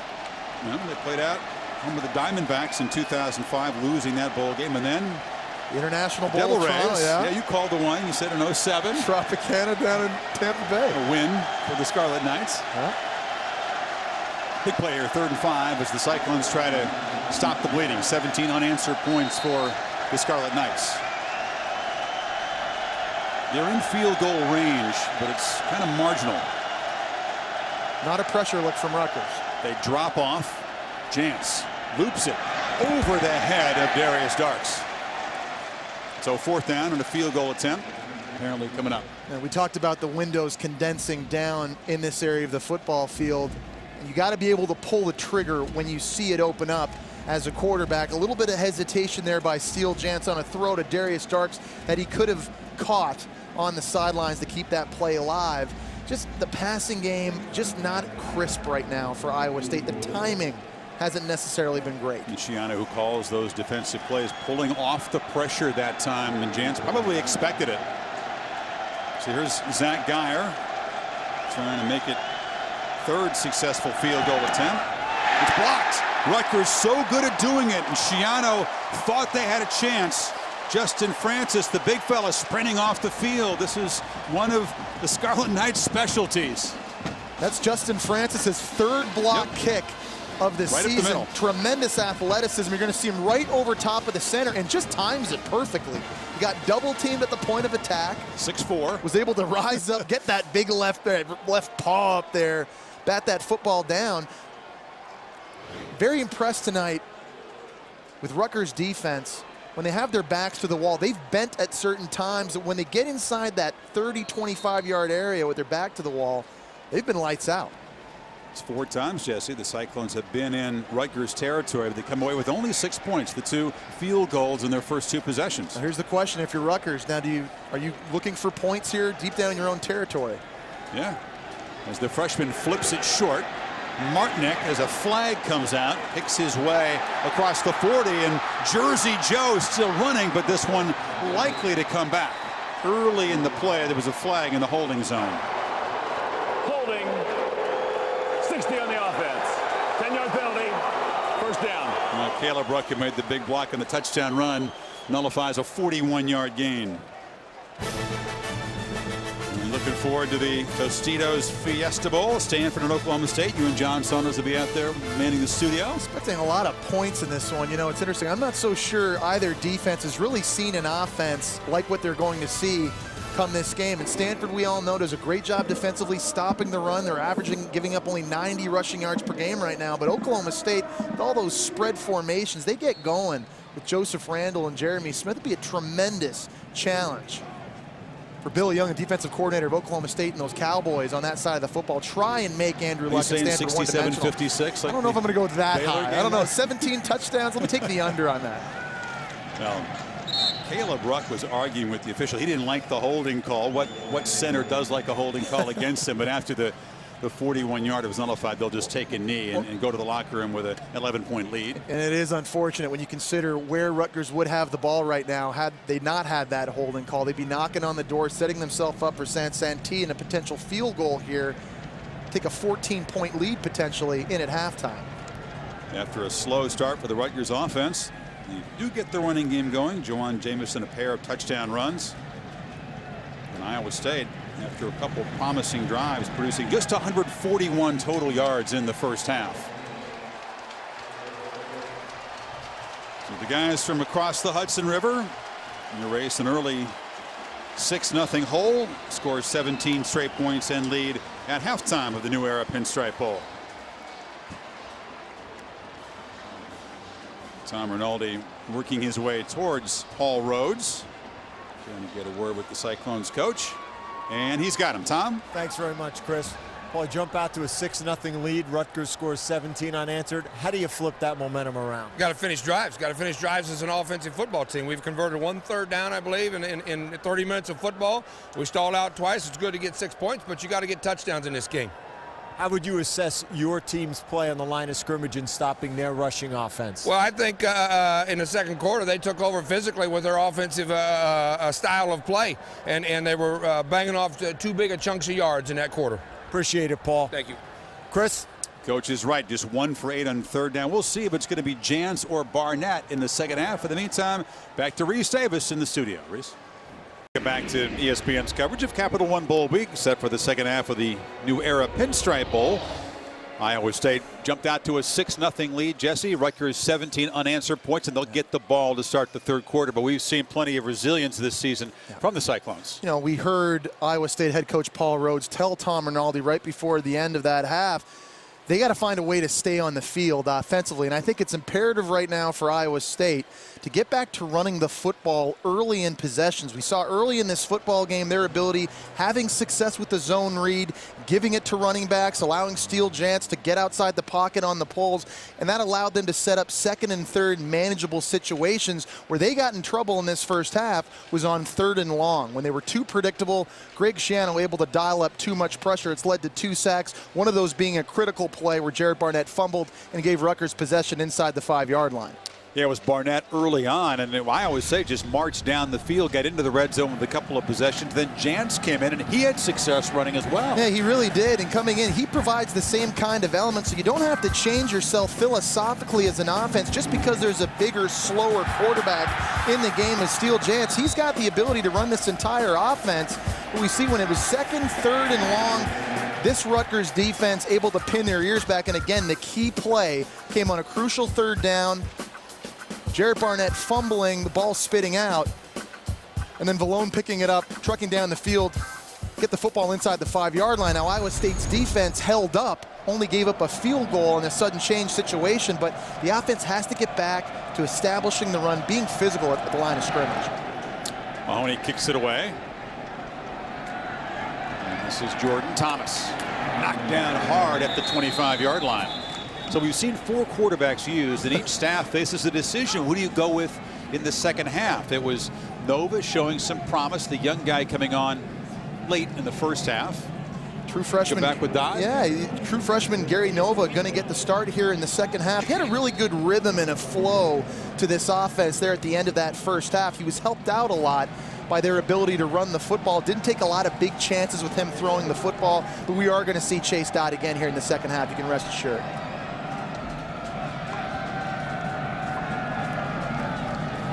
On the reverse and being knocked down by a blocker was Miles Schuler.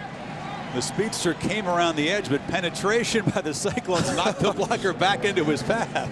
Rutgers trying to get the edge here on the play, and it looked like this wide receiver might get outside at the very last second. It's the fullback, Michael Burton, who gets his legs tangled up, and as a result, it's a 4-yard loss. Not the way you want to start here in the second half. Now setting up a passing situation for Rutgers early. Burton showing that at 232 he's a good blocker and not a bad tackler. A good tackler as well. Has a flag before the snap as Nova fires it short.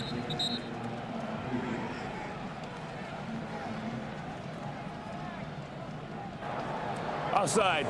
48 on the defense. 5-yard penalty.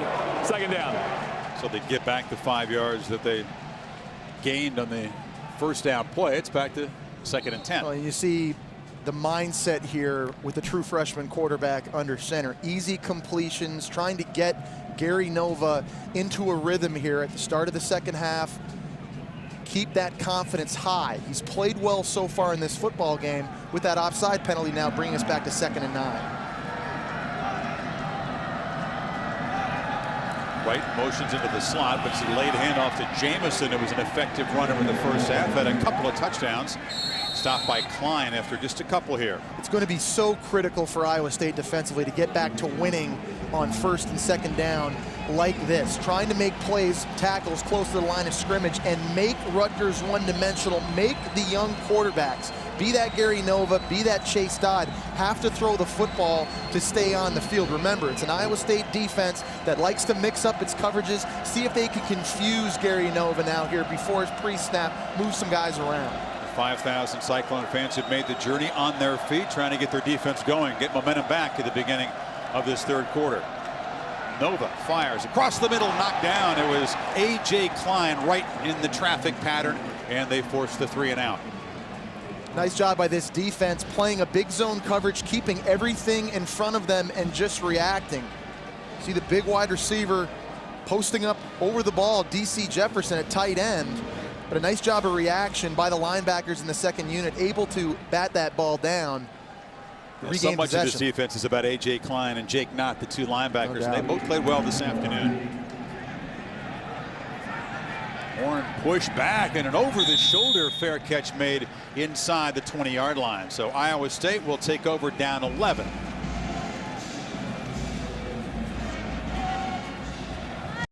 It was the game that reshaped the championship chase of Friday night, November the 18th. From 24-7 down, the Cyclones rallied to tie Oklahoma State at 24. Quinn Sharp pushed the field goal, and we skipped to overtime. Jake Knott tipped the ball away from Blackman. Teran Burton made the pick, and then Jeff Woody just muscles into the end zone in double overtime, 4-touchdown dog. Iowa State showing tremendous resilience. Jesse, they overcame so much. You know, in the BCS Bowl matchups, which looked like this, would have looked very different if the Cowboys had escaped Ames with that victory. They would have been playing LSU in the BCS championship game. It would have been K-State in the Societas Fiesta Bowl, and the sugar would have been different. 6 degrees of separation. It's amazing to think if Nebraska and Colorado had not defected and left the Big 12 conference this year on the schedule, Iowa State was not supposed to play Oklahoma State. How much everything changes in a very short amount of time. Now, Oklahoma State had to take care of business. They did not do that, but it's interesting to wonder what if.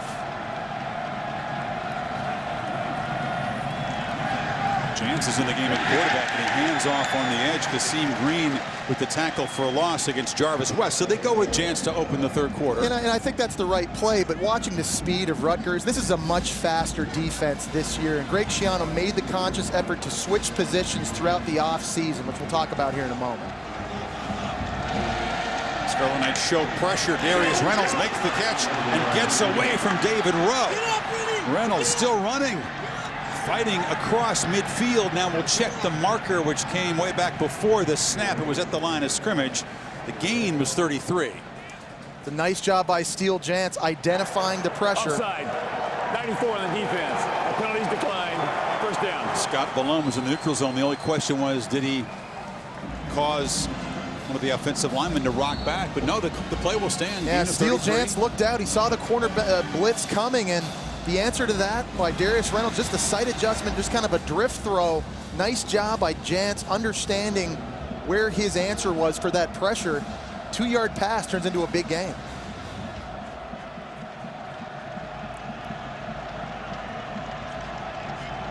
Play clock at 2. They barely get the snap off. They're not running that hyper-tempo offense. White is just knocked backward by Justin Francis. We talked about the position changes on defense this year, and cornerbacks became safeties, safeties became outside linebackers, linebackers became defensive end.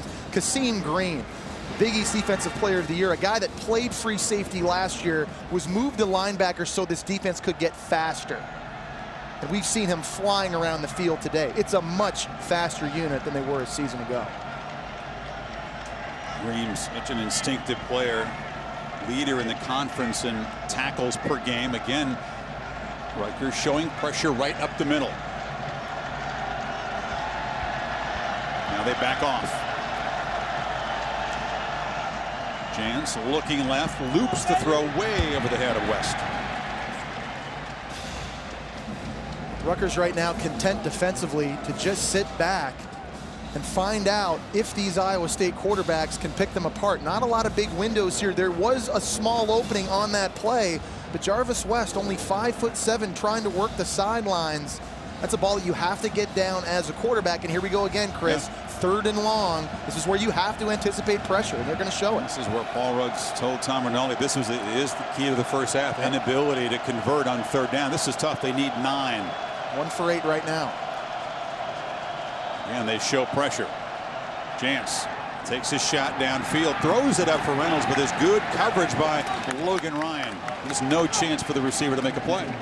Tremendous coverage. This defense marrying together. There's a free blitzer coming through the line of scrimmage. If Steele Jantz is going to complete this, it has to be a perfect throw. Logan Ryan, the best cover corner on defense for Rutgers. It was Duron Harmon. You mentioned that the safety is an all-conference player coming through in the safety blitz. These Iowa State quarterbacks have really not had any idea what to expect on 3rd down, and very little execution. They were able to flip field position, just getting the punt away. Here's Vanderkamp, and they'll knock it dead inside the 5. So no points, but Iowa State does pin Rutgers back. ESPN College Football, the New Era Pinstripe Bowl, is brought to you by Aflac, official partner of the Heisman Trophy.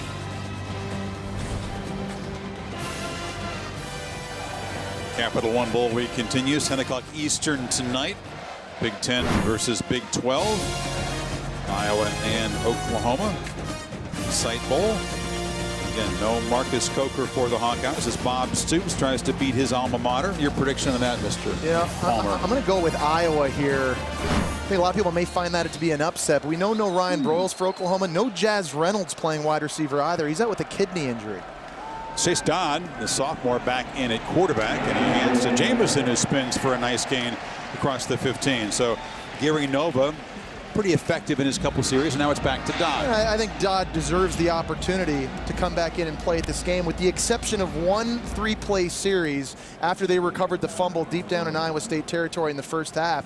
Chase Dodd has been automatic tonight throwing the football, throwing on time, making good decisions. He's been extremely accurate, provided a lot of balance for this Rutgers offense. Iowa State's going to have to bow up and stop this running game, or they're going to have no chance to stage a Another rally this afternoon.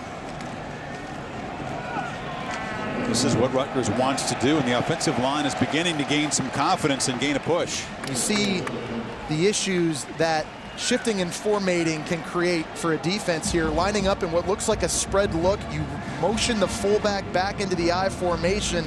They pull alignment at the point of attack. Big bodies right now getting tremendous surge to this Rutgers front, and they're just consistently pushing Iowa State back up front. Already over their average rushing yards per game this season at 99 now.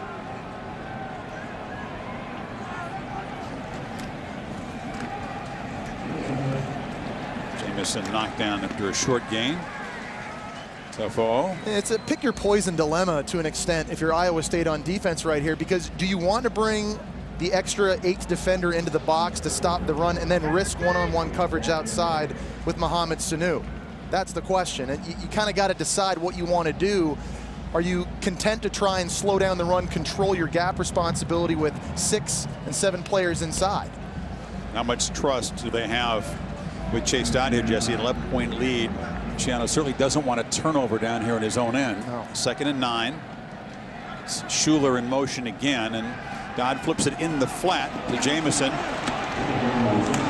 Powers past the first tackler, knocked down at the 25, and it'll set up 3rd and 7. I've seen a couple times tonight Jamison, for a small running back, being tremendously tough, breaking tackles. He's had an outstanding game, and when you forecast the 2012 season next year, one big area of improvement Rutgers has to have is at the running back position. And if this game is any indicator as to where this position as a group can go, I think Juwan Jamison's really making a strong case that this could be a much better offense next year because of their chance to be productive at running back. Savon Huggins, the running back who's not quite healthy. He's missed the last 3 games with a knee sprain. He's part of the mix too. Yeah. On 3rd and 6.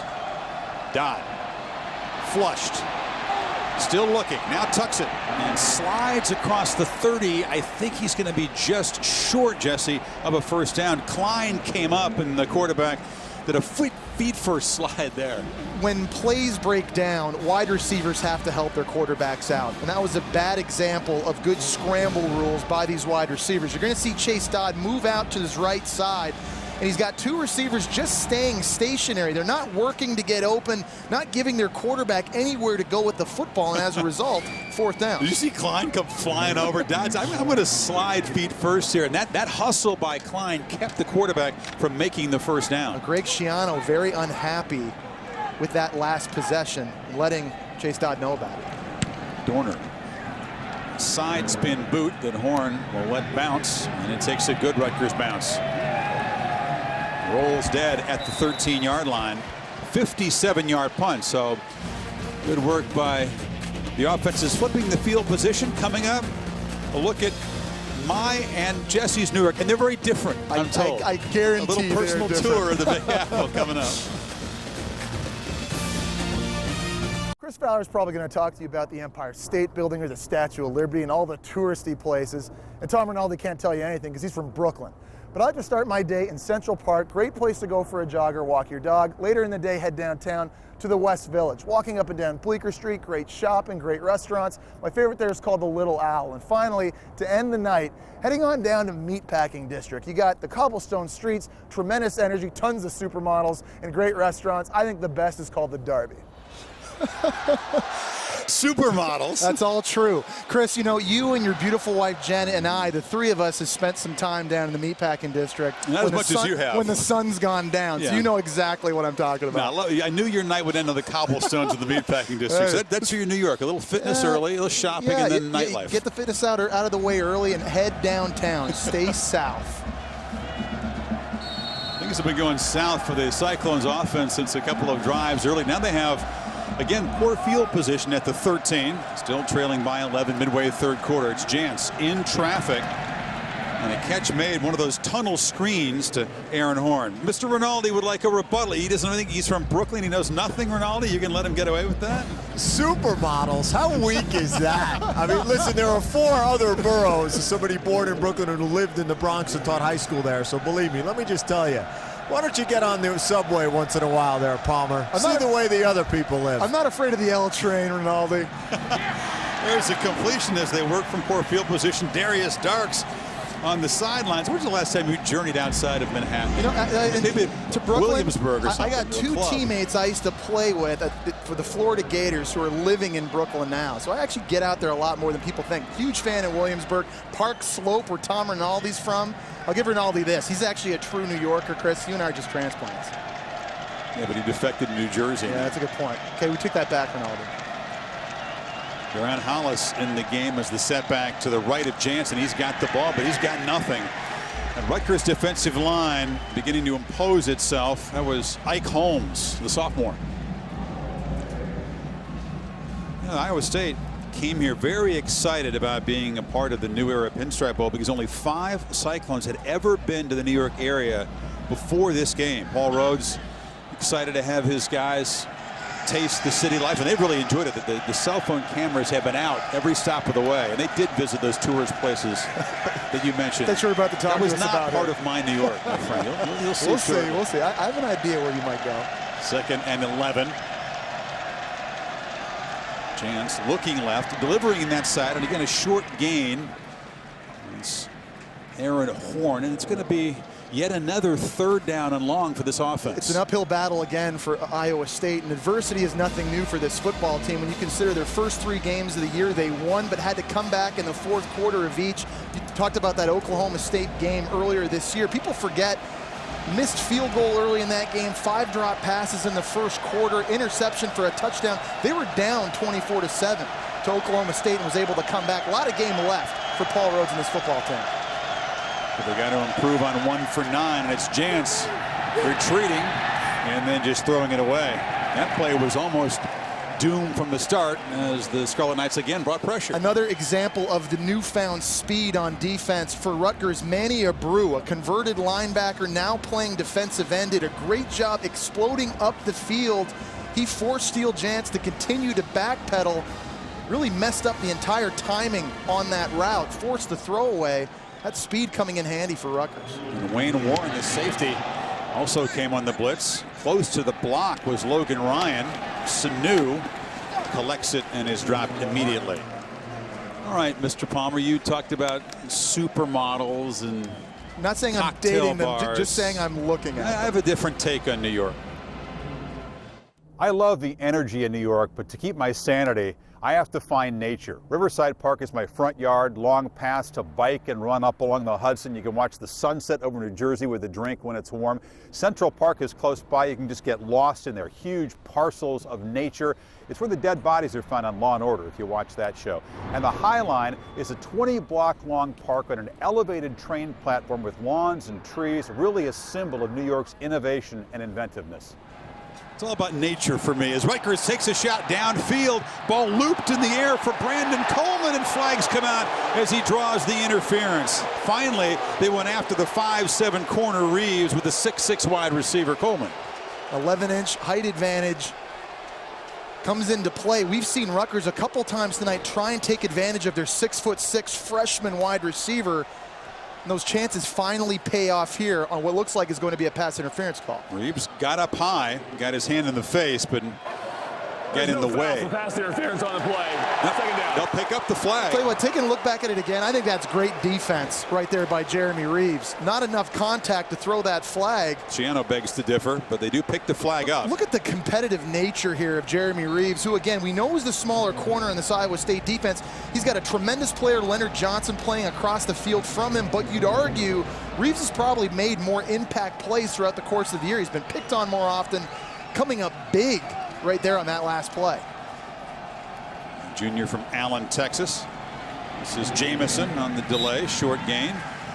So you don't approve of my nature spin on New York City? I love the fact that you have the nature spin. I want to say this, by the way. I've gone on jogs down the river and run into this guy before, having one of those drinks with his wife. But I want to say this also. The High Line he pointed out to you, that is in the Meatpacking District, by the way. That's down by the Standard Hotel. It's above those cobblestones where you're prowling around so for supermodels and drinks. You're staring at me while I'm doing all of that. No, I just think it's that was an elevated train track that was condemned and no longer used. They turned it into an urban park. Very neat. Beautiful. Get a chance to check it out if you can. 3rd down and 7.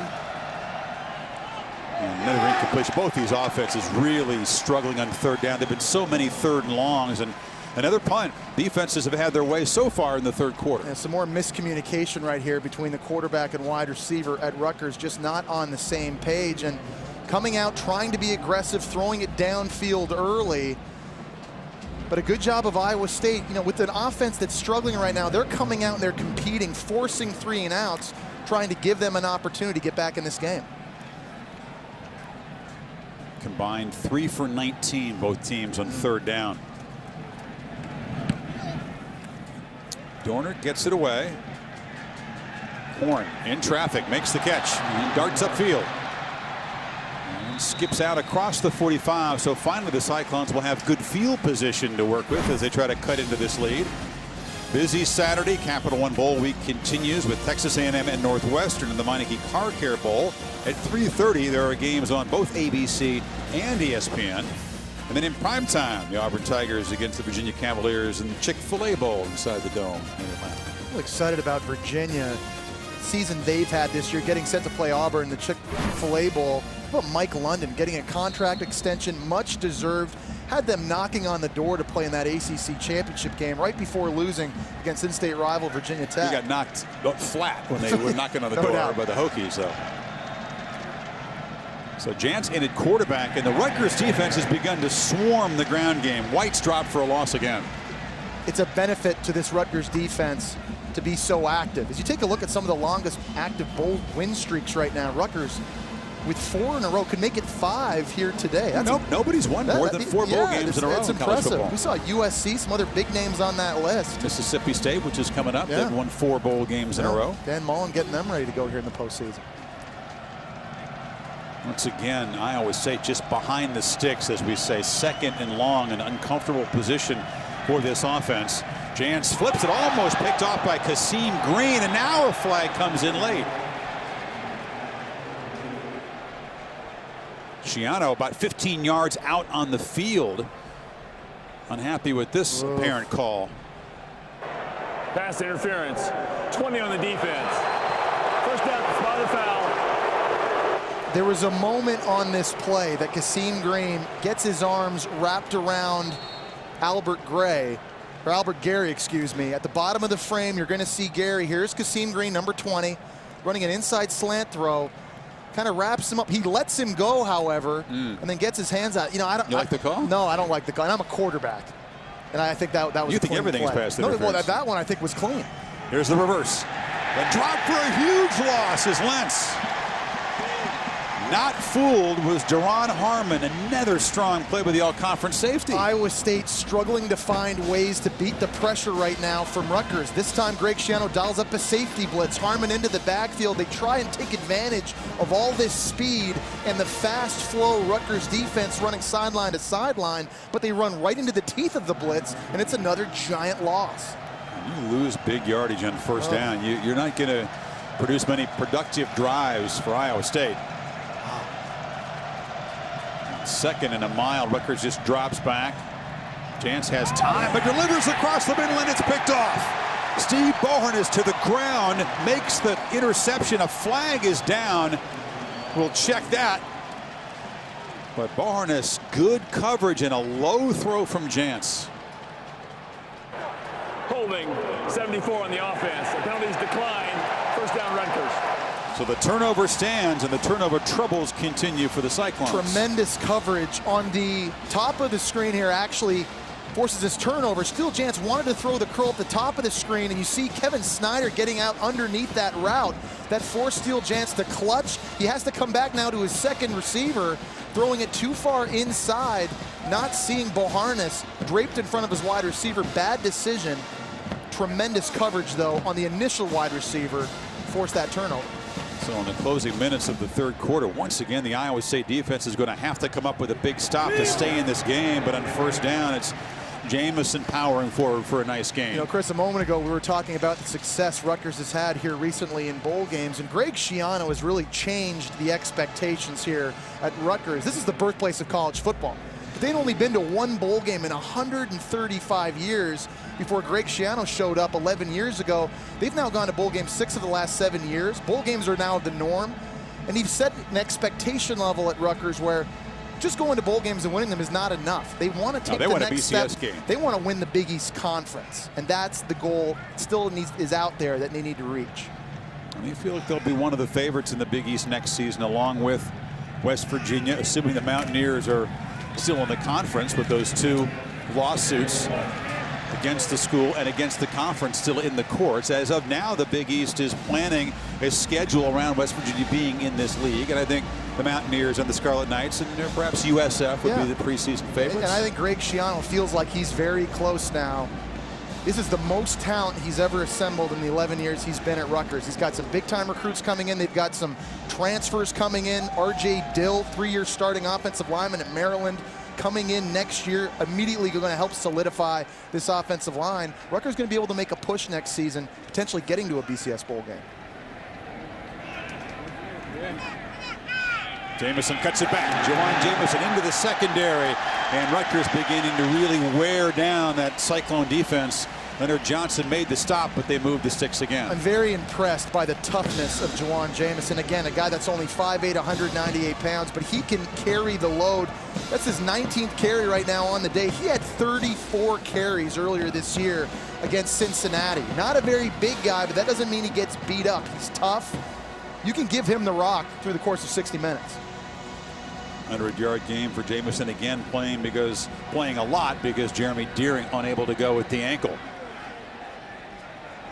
Inside of 30 seconds in the 3rd quarter. Jamison again cuts it back. Beginning to look a little weary on that Iowa State defensive side. Little running back able to wear this defense down, looking a lot like a Ray Rice right there with the vision, the cuts, the quickness. That's big praise. It's Iowa State having some issues. It's number 23, not number 27, but as the Scarlet Knights sprint to the other end, they're looking to build an 11-point lead as the 4th quarter is coming up from Yankee Stadium.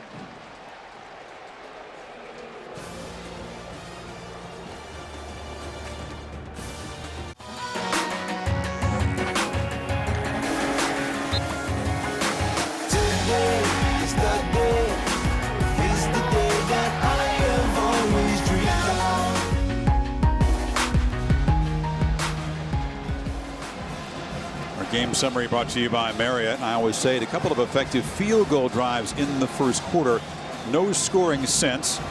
Rutgers cashing in a fumble to a field goal. We've had a couple of takeaways. This is a big possession right now for this Iowa State defense. Critical, back to the wall inside your own red zone. If you can hold them to a field goal, it's only a 14-point game with 15 minutes to go. Dodd on the reverse. Hands it off to Miles Schuler. And Schuler shoved hard into the barrier after about a 5-yard gain by Teran Benton.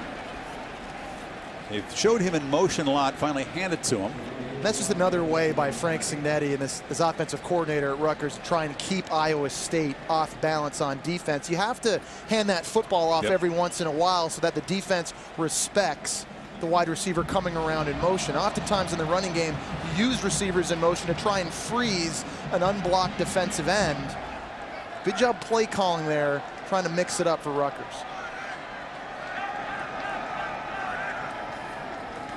Second down, Jamison hitting the backfield, spins away. He'll still lose about a yard.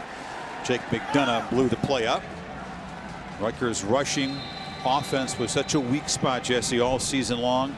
Sputtered a bit early, but they've really gotten going. You know, they've had a lot of success in the middle of the field, and we talked earlier in the day about Batim Bujari, a freshman that normally plays right guard as a backup being put in at starting left guard, and they've moved a bigger player at left tackle in Desmond Wynn to try and gain weight up front. I think that's demonstrated itself particularly in the middle of the field today running the football. Down on the field, the senior nose guard for the Cyclones, Stephen Rumpelhammer. Rumpelhammer really had a tremendous year this year. A guy that was born in Holland, moved to Tulsa, Oklahoma when he was a junior in high school. He had played club football in Europe up until that point. He's made 27 starts now for Iowa State. Been a big playmaker, a key cog for them inside. And we've talked about all the success Rutgers has had running the football inside. This is a defensive tackle they cannot afford to lose. Yeah, he didn't want to finish his career limping off the No field. doubt. You can see the reluctance to leave. And you talked about what a big play this is now. They've got Rutgers in a 3rd and long. A field goal keeps it to a 14-point game. And you got to know right now, if you're Iowa State, where is number 6? Find him. Find Mohamed Sanu. He's lined up in the slot. He'll be at the bottom of your screen. He's been pretty quiet for a while. Expecting the option route right here again. A 2-way go for him. You got to bracket him, lock him up.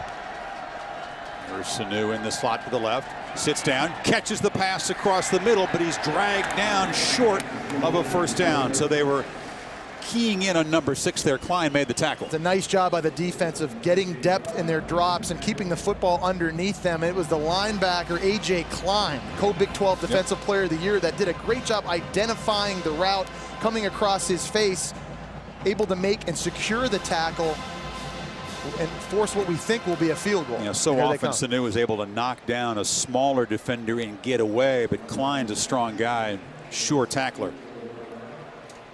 One of those triple-figure tackle guys. No doubt. So Sansanti is 1 for 2, making his previous short attempt, tries to make it a 14-point lead, and he does knock it through in his final college game. Can Iowa State's offense get going? There's time, but the deficit is now 14. Today's quarterback stats brought to you by Dove Men Plus Care. It was Barnett getting the start, Jesse, and making some effective plays with his legs early, but then struggled with the passing game, and Jantz has come on. And if you look at these guys on the sidelines, you were just saying Barnett didn't have the body language of a guy who's getting back in there anytime soon. Looks like he's anxious to get back in, and head coach Paul Rhodes told us that Barnett was going to get the start, but if he did struggle early, he was not going to hesitate to put Steele Jantz in this game. I think from a passing standpoint, Jantz to me has looked more comfortable. He hasn't necessarily been night and day more effective, but he's brought a little bit more continuity, I think, to this offense. And, you know, I was watching Barnett run out onto the field here for the second half, and he looked like, you know, he was just a little ginger a little bit, the way he was running. I'm not so sure if he's necessarily 100%. We saw him get up very slowly after he took that sack and the fumble. That may have rattled him a little bit, and so far in the second half, it's been Steele Jantz's game. Dorner boots it deep. And this is West. West is knocked down at the 23. Well, there were a couple of opening drives by Iowa State that ended up producing field goals. They've also had a blocked field goal. And lately it's been unproductive possessions. They haven't been successful on first down. They've been made predictable by this Rutgers defense, and 2nd and 3rd and long, you're playing right into the hands of this athletic, fast Rutgers defense, able to bring pressure from all over the field. And Iowa State, with the exception of one throw to the tight end in this game, has not been able to handle the pressure from Rutgers. They have no answers. They turn and hand it to White, but another unproductive first down play. That's been the problem. They simply got to find a way to get ahead in the count against this Scarlet Knights defense. That's going to be a theme, I think, moving forward. Tom Herman, the offensive coordinator, made big news here recently. Urban Meyer hiring him as his offensive coordinator and his quarterback coach at Ohio State. Tom Herman, a great mind offensively, been here 3 years running the spread offense. They're going to have a new face calling plays next year. Paul Rhodes said he wants to stick with the spread offense. He won't name who that replacement will be till after this bowl game. Jantz had a man, and it was White, and he just flipped it over his head. He was throwing off his back foot, sensing pressure, but there was yards to be made there. You know, and again, white jerseys running clean at the quarterback, affecting throws. The bottom of the screen, Logan Ray locked up man-to-man. Nobody accounts for the receiver in the slot. That's another missed throw tonight. We've seen a couple guys wide open. Could have been big plays. I mean, he might still be running down the sidelines. Here we go again. one for 10 on 3rd down. And here comes the pressure. You see a radar look from Rutgers, guys standing up, not putting their hands down on the ground. Iowa State trying to decipher, as is Steele Jantz, telling his running back who to block, because they don't know right now. Yeah, Boharnis and Green, the linebackers, both showing pressure up the middle, and they'll burn a timeout to talk about it. Iowa State. They're first. Beginning to get a little urgent for Iowa State on these third down conversions. They need 9 when you come back. ESPN College Football, the New Era Pinstripe Bowl, is brought to you by New Era. Fly your own flag. Visit us at neweracap.com. A frustrating afternoon for Iowa State. Quarterbacks just 10 for 23 combined, and again just 1 for 10 on third down. See what they've cooked up after the timeout, Jesse. Here comes that bear look again up front for Rutgers, covering up the center, both guards. Now they bail out of it, looking into a big zone. Pressure comes. Jantz flushed. Flips it downfield and has Lentz open. Lentz a first down across the 40, so they finally deal with that pressure and convert on the third down. It is critical for a quarterback, particularly playing in the spread offense, and for any offense for that matter, to be able to extend plays and create with his legs. We've seen Steele Jantz have success running the football early, but right there doing a nice job buying enough time to get the football thrown downfield. Crucial play. Let's see if they can build on it. Well, that's an incompletion right through the hands of Albert Gary.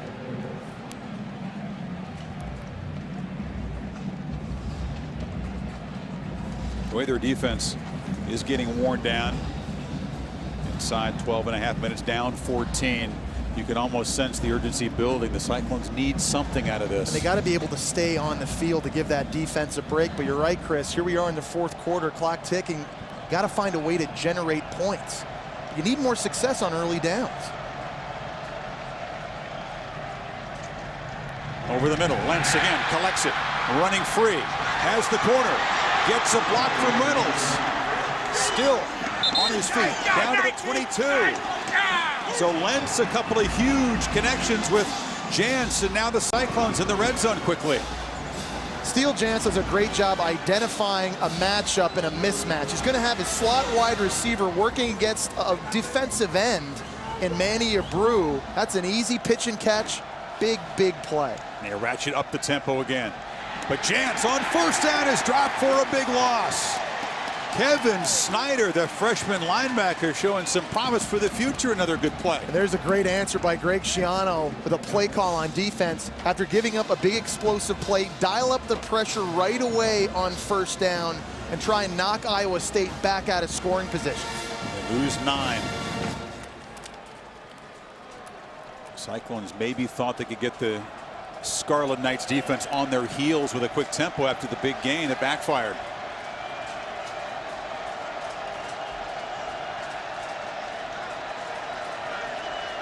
Play clock at 4 as Woody shifts to the right. Play clock at 1. Better hurry. Nope.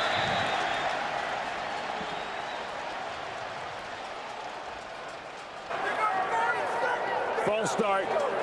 72 on the offense.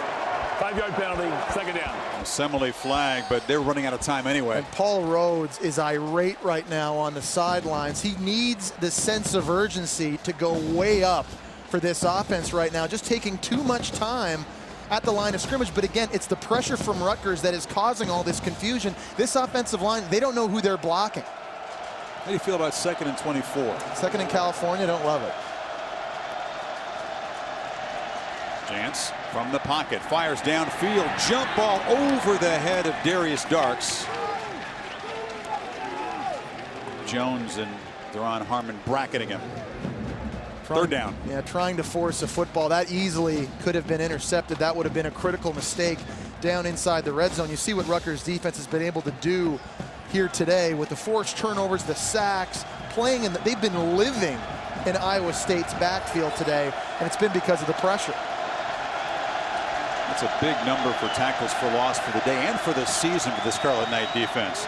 Jantz retreats on 3rd and 24. A flag is down as the ball is flipped over the middle, and I think Justin Francis got a hand on it. Looks like a hold. It's going to be an offensive hold. Manny Abreu from the defensive end position was applying the pressure, and you talked about the travails of the Cyclone offensive line. They continue. On that time, Rutgers decided to bring holding 27 on the offense. That penalty's declined. 4th down.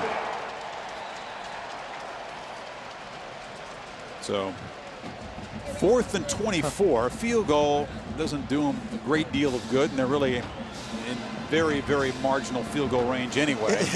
I wouldn't be shocked right here, 4th and long, if Greg Schiano just... 10 yards, automatic first down. They're saying holding on to defense. It was a contradiction to the earlier call. That changes everything. It's like Wayne Warren. Free safety was called for holding on that last play. He wants to chat with Randy Smith, the Conference USA official here. Of course, defensive holding carries with it an automatic first down. Wayne Warren was the safety man that they apparently flagged, and he'll run off the field. Schiano still wants an explanation. He's still on the field. There's 3 coaches on the field. Fresh set of downs. Dramatic shift there as now it's at the 26, and the Cyclones have a fresh set. In traffic there. Dangerous throw to Aaron Horn. He picks up 7. Bottom of your screen, let's take a look at what they apparently flagged, the defensive hold. You see 27 here. He's going to be coming in pressure. He tries to mug the running back right there. It's a great hold. It's what's called a green dog. He's basically waiting to see if the running back's going to stay and protect. If he does, he blitzes. If he doesn't, he has to cover him. He guessed wrong. Good call. Yeah, there was confusion, but the call was correct as Woody breaks free. And Woody breaks a tackle and scores. And suddenly, it's a 1-possession game.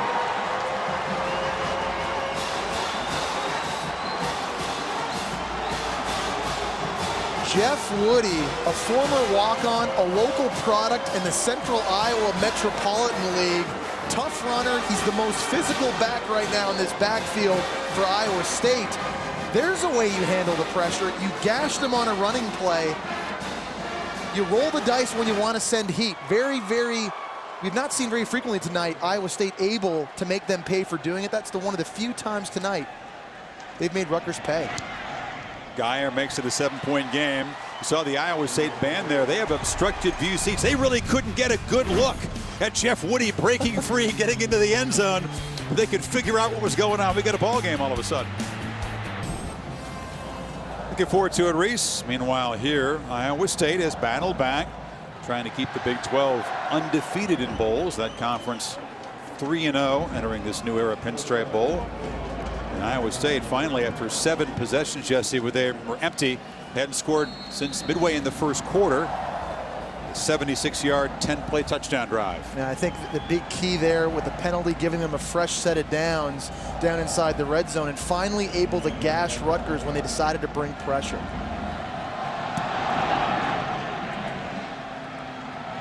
Mahoney's kickoff taken at the 13-yard line after a bobble by Jordan Thomas, who fights out near the 30. Today's Never Settle play brought to you by H&R Block, the 6th rushing touchdown of the year for Jeff Woody. I think Iowa State has to find a way to scare Rutgers out from dialing up blitzes on almost each and every down. And here on this zone read, we talked about how they had success earlier in this game, getting a push against a much smaller Rutgers defensive line. Woody doing a nice job getting into the second level, open field moves. They get on the board. We got a 1-possession game. It's the freshman Nova, and then straight ahead. That's very telling of the confidence that Greg Schiano and his coaching staff have in the true freshman quarterback. Now all of a sudden, the game's not as out of hand as it was just moments ago, but sticking with the true freshman, this is a big-time possession for him to prove that he can manage this football team and this offense with the game on the line. That's a great point. Here's a guy that had 9 interceptions, and he lost 4 fumbles. Yeah. Had 4 turnovers in the game against West Virginia, which helped the staff look in other directions back to Dodd. Well, they trust him to throw on 2nd and 8. They hand it off again, and Jamison has nothing. He fights forward, actually. Good effort. Looked like he was going to get stacked up for nothing. Ends up getting 3, so it's 3rd and manageable. And Iowa State defensively now beginning to roll the dice a little bit. There were a lot of maroon jerseys close to the line of scrimmage. You see all these players in here. There's 8 or 9 bodies close to the line of scrimmage, intent on stopping the run. They're going to force the true freshman quarterback to beat them now. They do not care if Mohamed Sanu is playing outside one-on-one. They're going to take their chances. See if they look for Sanu, who's caught 6 balls, but hasn't really broken free this afternoon. Play clock at 5.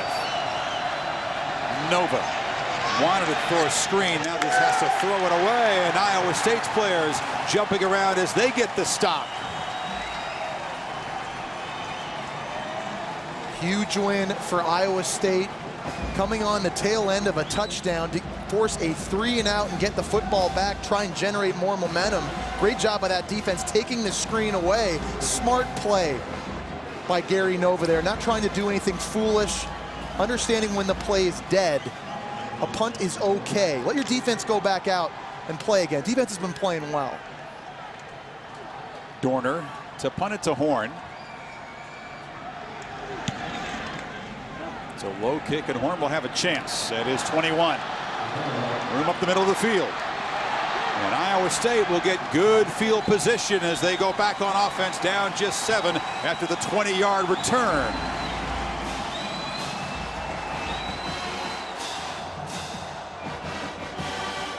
Wisconsin and Oregon, the Rose Bowl game presented by Vizio, Monday 4:30 Eastern Time.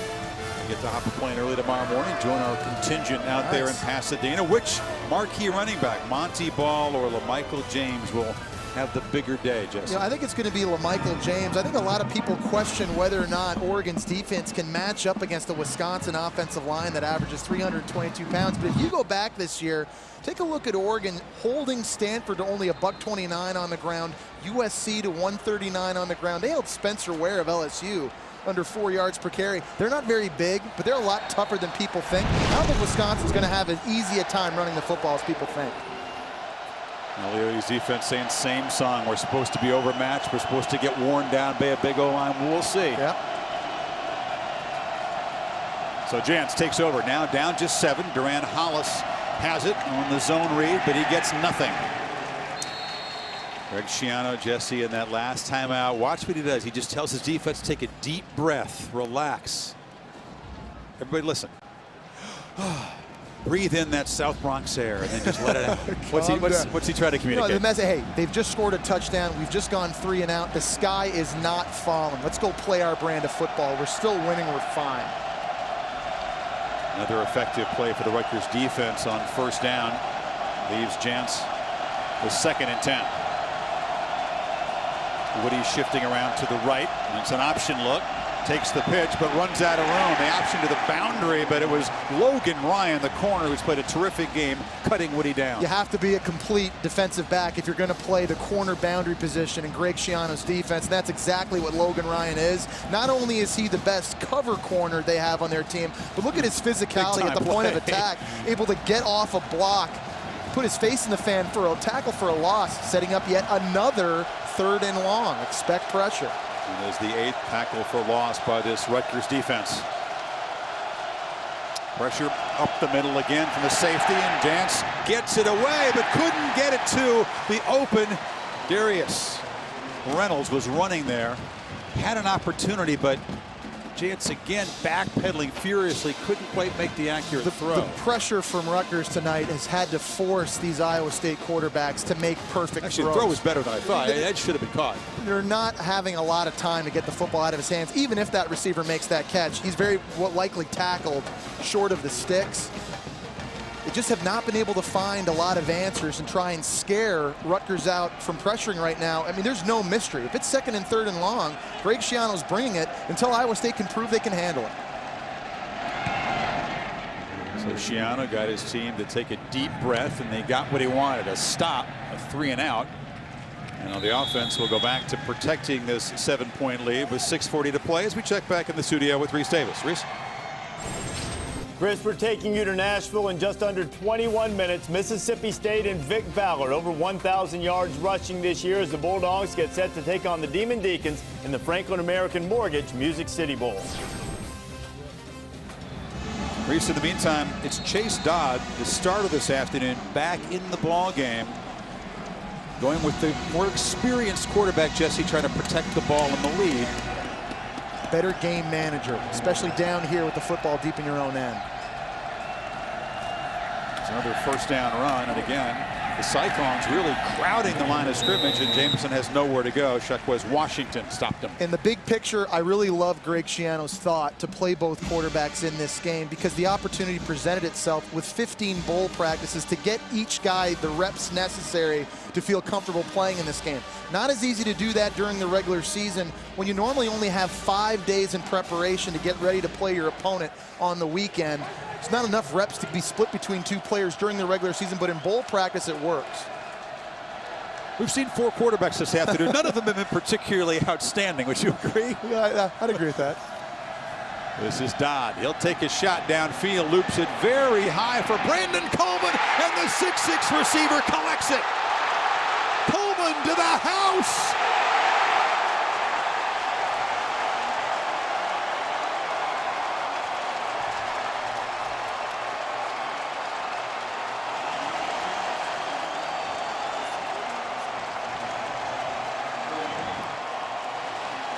The home of the Bronx Bombers.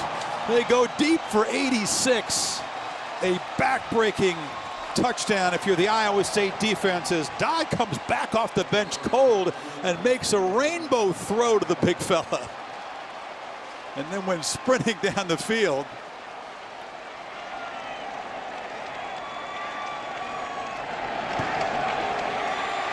They waited a long time, Jesse. They thought that Brandon Coleman presented a huge mismatch opportunity against a 5'7" corner Reeves. As a quarterback, sometimes you have to be lucky when you pick your matchups. And Chase Dodd has 2 go routes mirroring each other. He had Mohamed Sanu on the other side of the field and bump and run. 99 out of 100 quarterbacks would have taken that matchup. I don't blame him for going for Brandon Coleman with the 11-inch height advantage over a much smaller corner in Jeremy Reeves. They tried this earlier in the half. It didn't work, but a great job of putting the football up, just allowing his wide receiver the opportunity to locate the football and then try and high point the football. His first catch of the afternoon. There's a guy who averaged 29 yards per catch, had a 92-yarder against Connecticut, one of the few bright spots in the finale for the Scarlet Knights. And he's a guy that this coaching staff feels can be the next great receiver here at Rutgers. You look at this, over the season, 33 plays, 30 or more yards, 12 of those resulting in touchdowns. They've been explosive. Brandon Coleman, only a freshman. They think he can be in the lines with a guy like Kenny Britt, Mohamed Sanu. He's the next great receiver here at Rutgers. He's very raw, but he has the physical abilities you just cannot coach. And with that frame, that is a mismatch nightmare for defensive coordinators week in, week out, not only in the Big East Conference, but whoever else has to play Rutgers on their schedule for the next several years to come. You would expect that Mohamed Sanu would declare for the draft. He hadn't said anything yet, but he talked about doing what's best for his family. That's usually a buzzword that means he's looking toward the draft. That would mean that Coleman's really going to be a guy counted heavily as the go-to receiver next year. West tries to create a big play as the Cyclones are suddenly back in a 14-point hole. Jarvis West gets free, gets across midfield, 42 yards on the return, so 5.5 to work with. They have to begin to go back to that up-tempo as we remind you that Capital One Bowl Week continues tonight, 10 Eastern. Talked about the Hawkeyes and the Sooners. ESPN Radio, ESPN3, and also streaming live on WatchESPN.com and the Watch ESPN app. Bob Stoops, Kirk Ferentz, both coached under Hayden Fry on the same staff back in the day. Bob Stoops played at Iowa, facing off against his alma mater. So now real urgency for Jansen. The Cyclones, they flip it short here. This is Gary. He was able to get 9 yards, and they have to get up and snap it now every 10 to 15 seconds. I love the idea. Get the football out of your hands as a quarterback. Put it into the playmakers on the perimeter of the field where there's so much more space. Let them go and create first downs for you. I've not seen a lot of the quick game tonight from Iowa State. Sticks move after the first down. Jans looks right, fires to Gary again. He's got about 10 more. So move the sticks again, and the clock will stop briefly.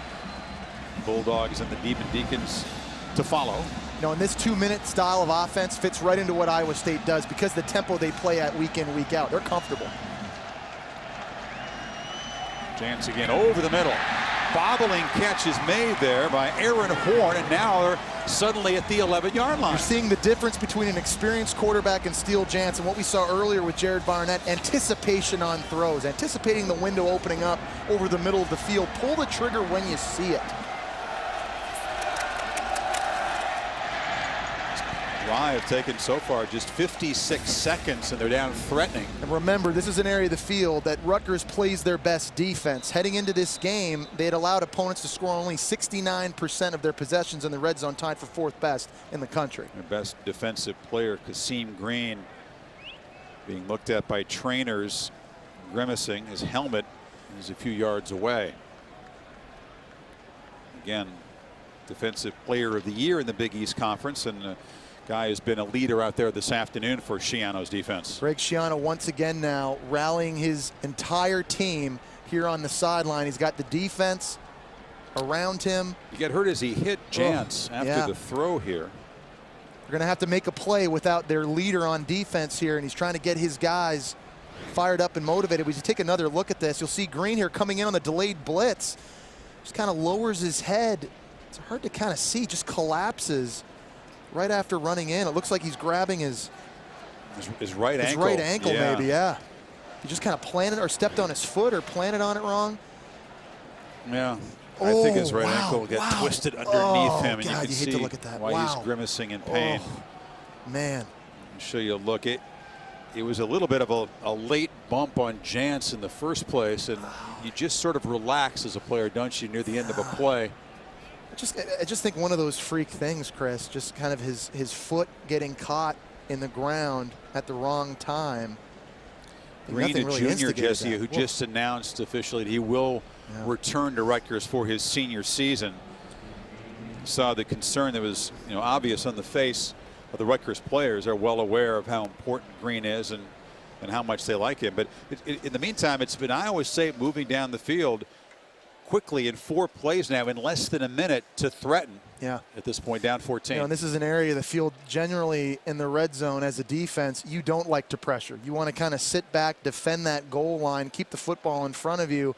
It's a thing that Rutgers has done very, very well all season long. It'll be interesting to see on this possession if they change their philosophy a little bit on defense, considering they've had so much success now with pressure. We're seeing why Iowa State was able to come back and pull off unlikely victories early in the season. Triple overtime against Iowa. They had to fight like heck to beat Northern Iowa. Went on the road against UConn. Of course, the big upset against Oklahoma State from 24-7 down. This is not by any stretch of the imagination one of the more talented teams you're going to see in bowl week, but they're one of the more resilient. Yeah, and I think those experiences have helped them deal with these situations much better than a lot of other teams throughout the country. You talk to players, they'll tell you that triple overtime win against Iowa helped prepare them for that double overtime win against then number 2 Oklahoma State. They understand the mindset when you get in games late. Head coach Paul Rhodes will be the first to tell you the best way to win a game is not to lose it. Don't do things to shoot yourself in the foot. They've done that in this game early, whether it be a missed field goal, whether it be a penalty on a kick return touchdown that negated that,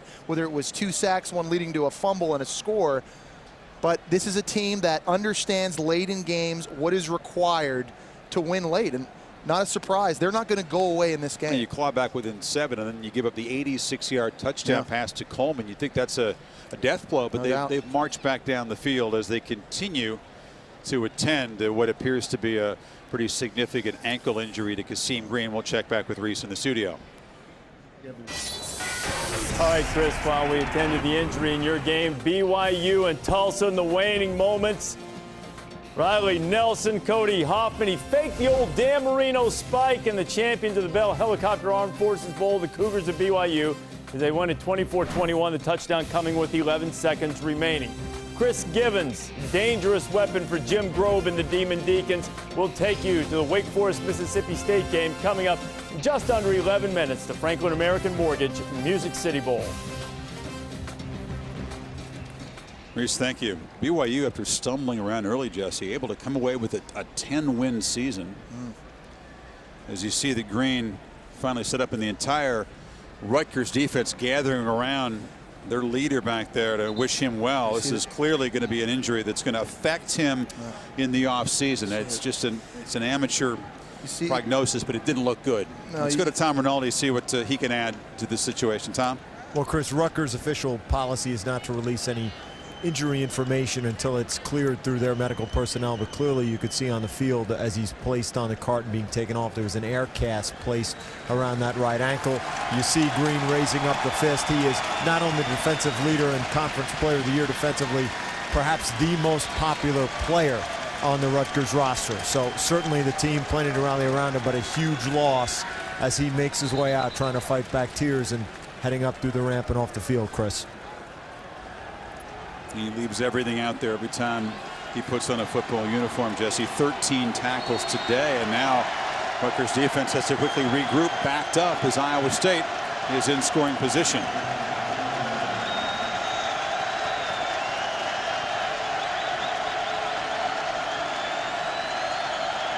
Kevin Snyder, the true freshman, has jumped into that linebacker position. He shows pressure up the middle as Jantz lobs it to the end zone. Well covered was Reynolds by Logan Ryan. It's been tough to deal with number 11 on the corner out there for the Scarlet Knights today. And that seems to be where Iowa State wants to try and take its chances. And Darius Reynolds, 6'2", 210 pounds almost, has been the most explosive wide receiver. He starts on an inside track, runs too far inside. You got to give credit to Logan Ryan for maintaining possession at his post outside. Rutgers now bringing more pressure. They're going to force Steele Jantz to get this football out of his hands quickly and try and react to it in the air. Third down. Again, Jantz has to backpedal and just throws it away. Coming very quickly was Wayne Warren, who's been an effective blitzer from the safety position. And it's 4th and 10. Well, he's still in the tackle box, and he just kind of spikes this in the ground. I'm not so sure why that's not intentional grounding. Neither is Greg Schiano, who's going crazy. Now that looked like a there was no receiver within the vicinity of where that was thrown. They can talk about it, and sometimes they'll throw a late intentional grounding flag. I don't know if they're saying that. I don't know if they're saying that number 8 James White was potentially in the area. He was cut blocking on the play. He wasn't even an eligible receiver in the play. But no flag, and instead 4th and 10. Wow. So this is the ball game. You would have to believe an empty possession here would doom the Cyclones. Number 7 up top, press, man-to-man against Logan Ryan. And that's Reynolds. Play clock at 3, 2, and they just get a timeout. Rutgers calling a defensive timeout. Yeah. They're first. Wow, it was. Greg Schiano went sprinting down the sidelines to get that. It might have been a delay of game if they hadn't called timeout. The play clock was at 2 seconds. Schiano didn't like what he saw. Good job. It's like he lost the chart as he sprints. He's been running. He's been jumping. He's been animated. You know, we know Paul Rhodes is animated. The emotion and the enthusiasm. Greg Schiano's matched Paul Rhodes with his facial expressions, the inhale, the exhale, up and down the sidelines. I don't know, though. That might be one of those deals where he regrets calling the timeout. I think I always say it would have been backed up 5 yards had Rutgers not taken it. In fairness, you want to make sure you get the right defense called. And if they're in an alignment, maybe he recognized the guy wasn't lined up properly up front. You want to make sure this is the critical down of this entire game. Think of all the momentum that winning this game carries into the offseason, preparing for the 2012 season. Greg Schiano understands the significance of this play. He's going to make sure he gets the right defense on the field. Well, they confirm. Yeah, let's check with Tom. Tom? It was interesting to see Greg Schiano come sprinting out down the sideline to make sure the timeout was called and then sprint directly toward the officiating crew to continue, guys, to plead his case that, in fact, it should have been intentional grounding. The only White was blocking on the play, as Jesse mentioned. He spent at least a third of the timeout just pleading his case to the officials. Let's see what they've dialed up now on 4th and 10. Bunch formation here at the bottom of the screen. Going to try to buy access for wide receivers.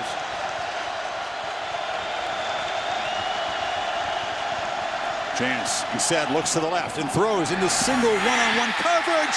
Incomplete.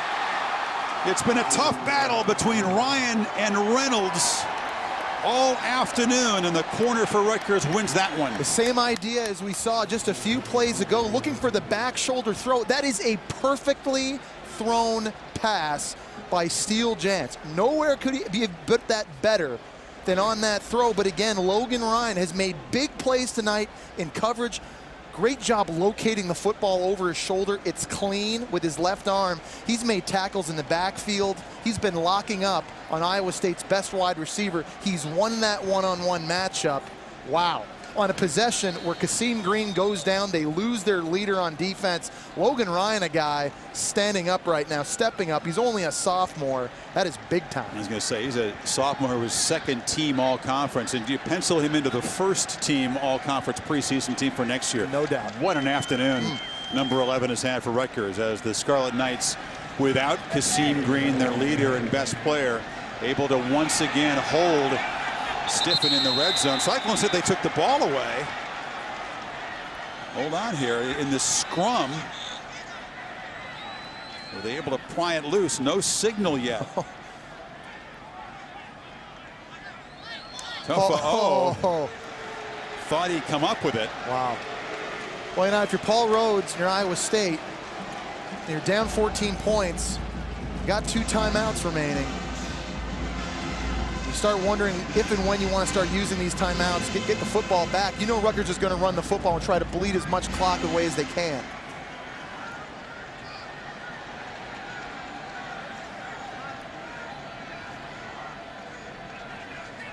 Nine bodies close to the line of scrimmage from Iowa State. They are selling out against the run. Dye wants to use a lot of this play clock. He still has 10 seconds before he has to snap it.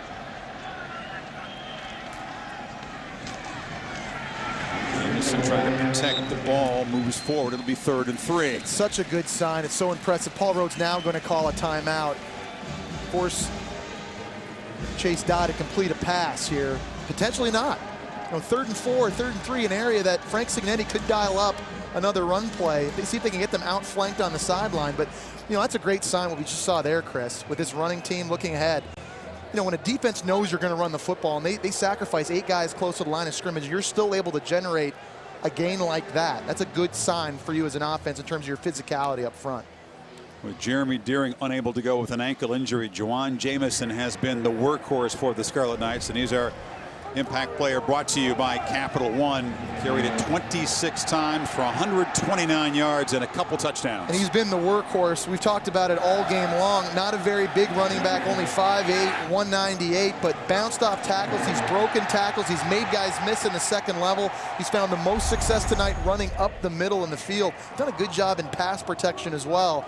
A real bright spot. You know, we keep forecasting to next year. We've talked about how the offensive line has to improve, and they got to get better at the running back position. Juwan Jameson making a big statement here for himself and for this offense, I think, looking forward to the next season. The offensive line has made a statement, too. We talked about the moves they made, reshuffling since the bad performance against Connecticut.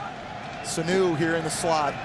Go-to guy, critical down, up top. If they throw it, Jersey Joe Martinek instead takes the carry, and he's dropped. Big tackle by Jake Knott. No gain, and they'll spend another timeout and preserve some time as Rutgers gets ready to punt. Great open field tackle by Jake Knott. This is a guy that has shown tremendous toughness throughout the course of the year. You go back and watch him play against Baylor. He dislocates his shoulder twice in the game and still comes away with 18 tackles. You look at the production this guy has put in throughout the course of the season. Everyone talks about A.J. Klein, and he's the Big 12 Defensive Player of the Year. Jake Knott is an absolute war daddy playing opposite of A.J. Klein. He's also a guy that loves baseball. Was very excited to play this game in Yankee Stadium when the Cyclones came here for the walkthrough the other day. He brought his glove. A few players had the foresight to bring their baseball mitts out here. Wouldn't you, though? I would, too. You know, you wanted to take BP here. I'll tell you what, as soon as I found out we were lucky enough to get to call this game, I called you. I said, dude, get a bat.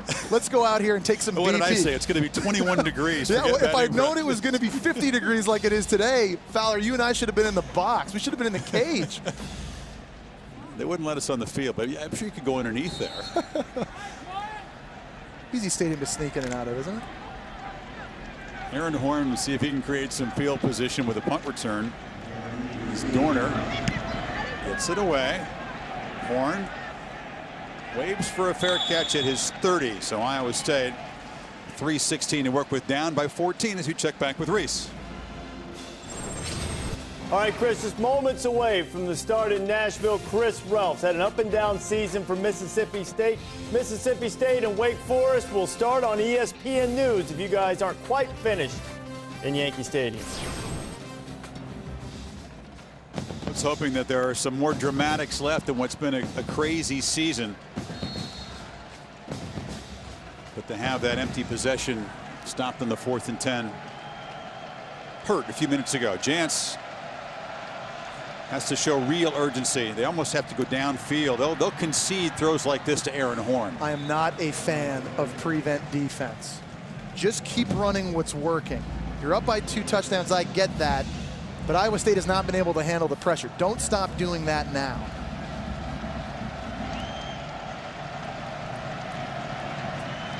Jantz to scramble, and they'll slide after about a 4-yard gain. Here's a thought. If you are going to go prevent, think about having a spy on the quarterback. You know, Oklahoma had a lot of success late in the season against Iowa State, dropping 8 into coverage with a spy. Pressure in the backside, picked off by Logan Ryan, who punctuates a tremendous afternoon with a clinching interception. Anything else the young guy can do out there? It's unbelievable. And another great play call by Greg Schiano. They keep going in his direction. Well, they brought pressure again. Get a clue. Steal Chance how to get that football out quickly. Miscommunication between he and his receiver. I think that was Darius Reynolds again.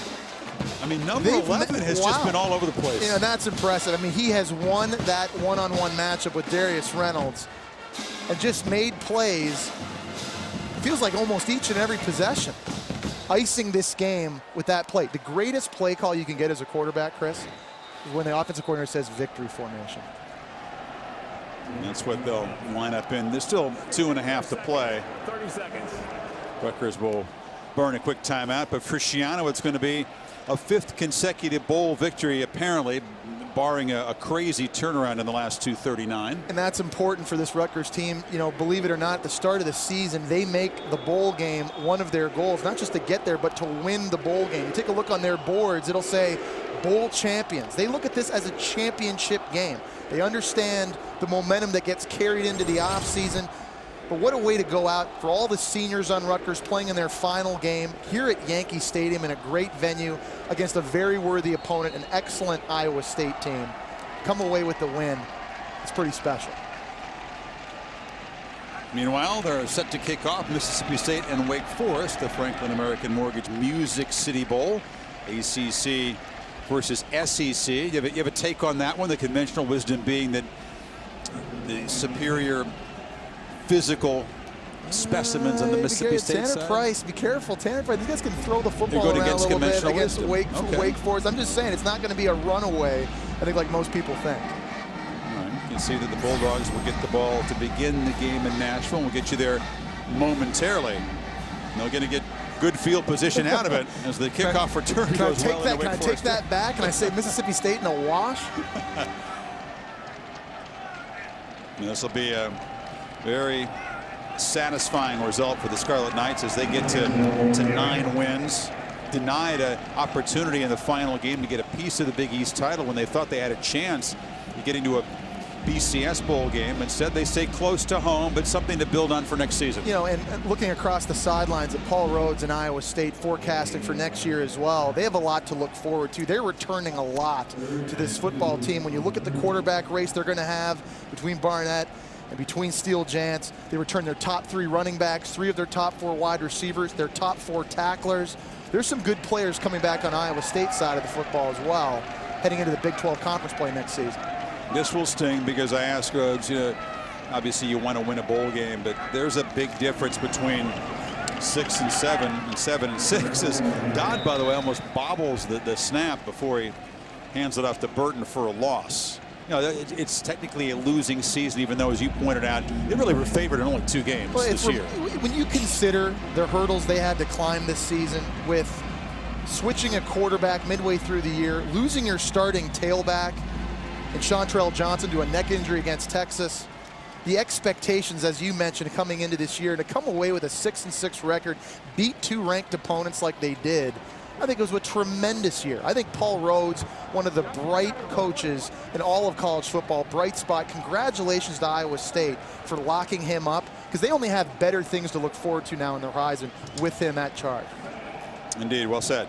If you want to watch the presentation of the New Era Pinstripe Bowl trophy presentation. You can watch that on ESPN3 as soon as we conclude our game. We're 22 seconds away from kicking it to Nashville, Mississippi State, and Wake Forest. And here comes the cold bath for Coach Schiano. They have yet to really fully orchestrate this. Could be a lot colder. Here in late December, close to New Year's, we thought that would be literally an ice bath.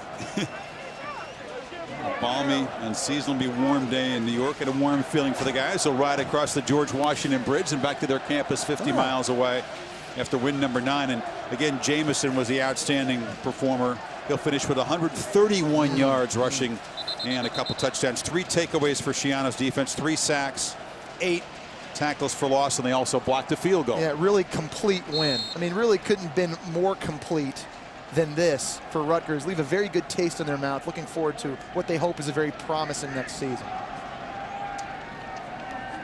Falling behind 6-0 and then 27 unanswered points. Had to make the stand late to fight off the Iowa State rally. And this is just Dodd rolling out, wants to stay in bounds and takes a shot inside the 25. Gets the first down, and that should be the final play of this new era Pinstripe Bowl. First loss of the bowl season for the Big 12 Conference. And here comes the bath. Every time I see this, I think back to LSU, Alabama, November 5th, when Les Miles got dunked. It's cold. That's cold. That's cold. You know what Schiano told me? As you get older as a coach, the losses hurt as much, and the wins maybe don't feel as sweet, but you can tell by the smile that he's enjoying this one, Jesse. And so he should. Tremendous win, tremendous end of the season for Greg Schiano.